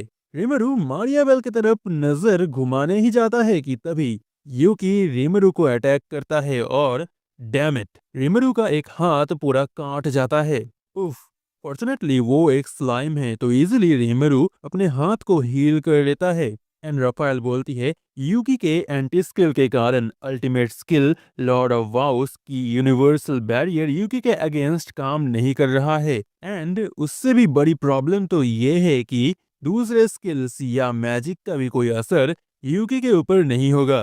रीमरू यूकी से पूछता है, तुमने तो बोला था कि तुम्हारे पास कोई भी स्किल्स नहीं है। और यूकी जवाब देता है, वो तो सच है, लेकिन इस दुनिया में आने के बाद मेरे फिजिकल स्ट्रेंथ भी बहुत ज्यादा इंक्रीज हो गए थे। जो सुनकर रीमरू कहता है, अच्छा ठीक है, और वो अपना कटाना निकालता है। जो देख के यूकी भी अपने वेपन्स को निकालता है एंड रीमरू बोलता है, मैं ट्राई करूंगा कि गलती से तुम्हें मार ना दूं, क्योंकि तुम अभी मारिया बेल के कंट्रोल में हो। एंड फिर रिमरू और यूकी एक दूसरे के साथ फाइट में उलझ जाते हैं। एंड क्या उन सभी को जस्ट कंट्रोल किया जा रहा है ताकि डीमन लॉर्ड रिमरू को इस ट्रैप में फंसाया जाए? तब कागली बोलती है, ये पॉसिबल नहीं है, कारण सर रिमरू ने ही रूइंस को एक्सप्लोर करने के लिए सजेशन दिया था एंड उस मारिया बेल ने इस मौके का फायदा उठाया एंड अभी हमें सर यूकी के ऊपर भरोसा रखना पड़ेगा। वेल ये कागली यूकी को कुछ ज्यादा ही सपोर्ट नहीं कर रही है। तुम्हें क्या लगता है? रिमेरू यूकी के अगेंस्ट फाइट के दौरान एहसास करता है कि उसकी हर एक मूव, चाहे वो छोटा सा एक पंच ही क्यों ना हो, वो सभी स्किल्स के ऊपर डिपेंडेंट है और इसी वजह से यूकी की एंटी स्किल उसके हर एक अटैक्स को नेलिफाई कर रही है। एंड वही रिमेरू के यूनिवर्सल बैरियर काम ना करने की वजह से यूकी के हर एक अटैक्स सीधा रिमेरू को जाके लग रही है। ये बहुत अनफेयर है ना? ऐसे ही सब चल रहा था कि रिमेरू एक चीज नोटिस करता है कि यूकी उसके हर एक स्वॉर्ड अटैक्स को अवॉइड कर रहा है, तो मे बी उसके ऊपर वो स्वॉर्ड स्किल काम कर सकता है। इसके अलावा वन मोर थिंग जो रिमेरू रियलाइज करता है कि सिर्फ यूकी के पंचेस एंड किक्स ही उसको डैमेज पहुंचा रहे हैं, ना कि उसके वेपन्स, यानी कि उसके बॉडी में ही केवल एंटी स्किल एक्टिवेट है और वो यूज करता है स्टॉर्म ब्रेक, जो कि इंस्पायर्ड है हिनाटा के मेल्ट स्लैश से, जो कि अल्टीमेट स्किल वेल्डोरा के थ्रू काम करता है। And really it worked. ये अटैक यूकी के चेस्ट को फाड़ देता है, पर उसके एंटी स्किल के कारण ये वुंड जानलेवा नहीं है। रिमरू ऑब्जर्व करता है कि यूकी कंप्लीटली मारियाबेल के कंट्रोल में है एंड अभी भी बस एक ही उपाय है उसको बचाने का, एंड दैट इज कि उसको ऑलमोस्ट डेड पॉइंट तक ले जाके मारियाबेल के ऑरा को उसके अंदर से निकालना। रिमरू यूकी के तरफ जा ही रहा था कि तभी बीच में कागली आके रिमरू को रिक्वेस्ट करती है कि यूकी को प्लीज मारिए मत सर, यूकी की विल पावर बहुत ज्यादा है, एक छोटी लड़की उनको ज्यादा देर तक कंट्रोल नहीं कर सकती है। कागली के साथ बाकी एक्सपीडिशन टीम भी यूकी के सपोर्ट में बात करने के लिए आगे आते हैं और वोंडेड यूकी को घेर के वो उसको हौसला दे रहे हैं इस कंट्रोल से बाहर आने के लिए। रिमरू समझ सकता है कि ये लोग कैसा फील कर रहे हैं, पर यूकी के आसपास होना अभी बहुत ज्यादा ही डेंजरस है, तो वो उनको वहां से हटने को बोलता है कि तभी यूकी कहता है, शुक्रिया गाइस, सच में मैं ऐसे बिहेव नहीं कर सकता। रियली क्या हुआ था मुझे? तुम लोगों के आवाज ने मेरी आंखों को खोल दिया। यूकी के सपोर्टर्स तो बहुत ज्यादा ही खुश है कि यूकी ठीक हो गया है, पर यहाँ रिमरू का मुंह तो खुला का खुला रह गया कि भाई हाउ इज दिस पॉसिबल, ये बंदा आखिर ठीक कैसे हुआ? हाँ चलो, एंड अच्छा तो सब अच्छा है। इवन रफायल भी फील करती है कि यूकी के ऑरा में एक चेंज आया है, तो हाँ यूकी ऑफिशियली मारियाबेल के कंट्रोल के बाहर है एंड वो रिमरू को अपोलोजाइज करके थैंक्स बोलता है उसको रेस्क्यू करने के लिए। एंड और यहीं पे रिमरू और यूकी का फाइट एंड होता है, पर वही दूसरे तरफ गॉप्टा अभी भी उस पैलाडीन के साथ उलझा हुआ है। असल में ये बंदा ग्लेंडा के पहले बैटल सेजेस का पार्ट था एंड अभी ये ग्लेंडा के मौत का बदला लेना चाहता है। एंड तब रिमरू समझ जाता है कि जस्ट लाइक ग्लेंडा, इसके ऊपर भी रोजोस ने स्पिरिचुअल इंटरफेरेंस किया है, जो रिमरू रिमूव करने के साथ ही साथ गॉप्टा और रिमरू से ये बंदा माफी मांगने लगता है और ग्लेंडा जिंदा है ये जानकर ये बहुत ज्यादा ही खुश हो जाता है। बाय द वे मुझे पहले लगा था कि ये एक लड़की है, हाँ इसका डिजाइन ही कुछ ऐसा है, तो या कंफ्यूजन थोड़ा हो जाता है, छोड़ो उस बात को।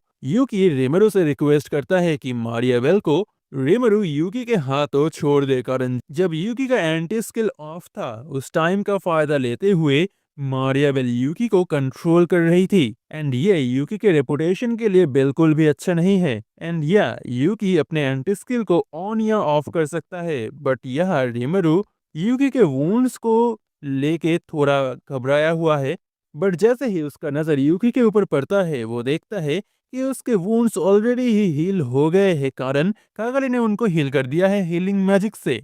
वेल यहाँ यूकी ने अपने एंटी स्किल को ऑफ कर दिया है, जिस वजह से उसके ऊपर मैजिक का असर हुआ, नहीं तो हीलिंग मैजिक भी उसके ऊपर काम नहीं करता है नॉर्मली। कागली कहती है शायद मारिया बेल इस जगह को यानी कि इस एंशियंट रूइंस को डिस्ट्रॉय करना चाहती है। असल में मैंने इससे पहले एक सिमिलर रूइंस को मैप किया था एंड वहाँ रूइंस के कोर को डिस्टर्ब करके पूरे रूइंस को डिस्ट्रॉय किया जा सकता है। सर रिमरू प्लीज मारिया बेल को सर यूकी और मेरे ऊपर छोड़ दीजिए। रिमरू बोलता है कागली तुम एक एनालिसिस टाइप पर्सन हो, तो क्या तुम मारिया बेल से फाइट कर पाओगी? एंड तब कागले की ऑरा चमकने लगती है एंड वो बोलती है मैंने सोमा किंगडम के रूइंस को अच्छे से एक्सप्लोर किया है, अगर जरूरत पड़ी तो मैं रूइंस मैकेनिज्म को ऑफ कर सकती हूँ, तो प्लीज हमें ये करने दीजिए। और रिमरू इस ब्यूटीफुल गर्ल ऑरा के सामने पिघल जाता है और बोलता है ठीक है यूकी, तुम मारिया बेल को देख लो और शियोन एंड गोप्टा तुम दोनों एक्सपीडिशन टीम को लेके ऊपर जाओ, वहाँ इनके साथ डार्क एल्व्स को भी प्रोटेक्ट करना। एंड खुद रिमरू जा रहा है मलीम को सपोर्ट देने के लिए, जो अभी रूइंस के बाहर कियोस ड्रैगन के साथ फाइट कर रही है। एंड सीन चेंज होता है एंड मारिया बेल को दिखाया जाता है जो अभी रूइंस के कोर की तरफ जा रही है, कारण यूकी के रिपोर्ट्स के हिसाब से ये रूइंस और सोमा किंगडम के रूइन दोनों ही एंशिएंट एल्व्स ने बनाया है, जहां रूइंस के कोर में एक मैजिकल रिएक्टर है जो पूरे रूइंस को पावर देता है। तो मारिया बेल का प्लान ये है कि इस मैजिकल रिएक्टर को मैजिक से ओवरलोड करके यहाँ एक ह्यूज ब्लास्ट करवाना। अभी जब रिमरू यूकी के साथ फाइट में उलझा हुआ है तो उसको एस्केप करने का टाइम नहीं मिलेगा। एंड ऑफ कोर्स ये प्लान एकदम परफेक्ट नहीं है, कारण खुद मारिया बेल भी ब्लास्ट का शिकार हो सकती है, पर अभी इसके अलावा कोई और रास्ता नहीं है इस लड़ाई को जीतने का कि तभी वो रूएल्स के कोर में पहुंचती है। पर हैरानी की बात तो ये है कि यहाँ कोई भी मैजिक रिएक्टर नहीं है, जो देख के मारिया बेल समझ नहीं पा रही है कि यहाँ हो क्या रहा है। कि तभी मारिया बेल को पीछे से एक हंसने की आवाज सुनाई देती है और कागली बोलती है ना यहाँ ना सोमा किंगडम के रूइंस में कोई मैजिकल रिएक्टर था, वो तो बस हमने प्लान किया था। मारिया बेल कागली के साइड में यूकी को देख के बोलती है यूकी तुम यहाँ क्या कर रहे हो? तो यूकी बोलता है कि हमने ऑलरेडी ही रिमरू के साथ फाइट को सेटल कर दिया है। वेल मेरे लिए उसको हराना पॉसिबल नहीं है, वो जस्ट बहुत ज्यादा ही स्ट्रांग है। और कागली तब बोलती है रियली बॉस आपने सही कहा, पर इस बार आपने मुझे पूरा प्लान नहीं बोला था, तो थोड़ी देर के लिए मैं थोड़ा डर गई थी एंड आई थॉट कि आपने रियली हमें बिट्रे कर दिया। जिसके रिप्लाई में यूकी बोलता है हाँ हाँ मुझे लगा था कि अगर मैं पूरा प्लान ना बताऊँ तो तुम्हारे लिए एक्टिंग करना ज्यादा आसान हो जाएगा, and you know it work right. और ये कन्वर्सेशन सुन के मारिया बेल को समझ नहीं आ रहा है कि यहाँ चल क्या रहा है।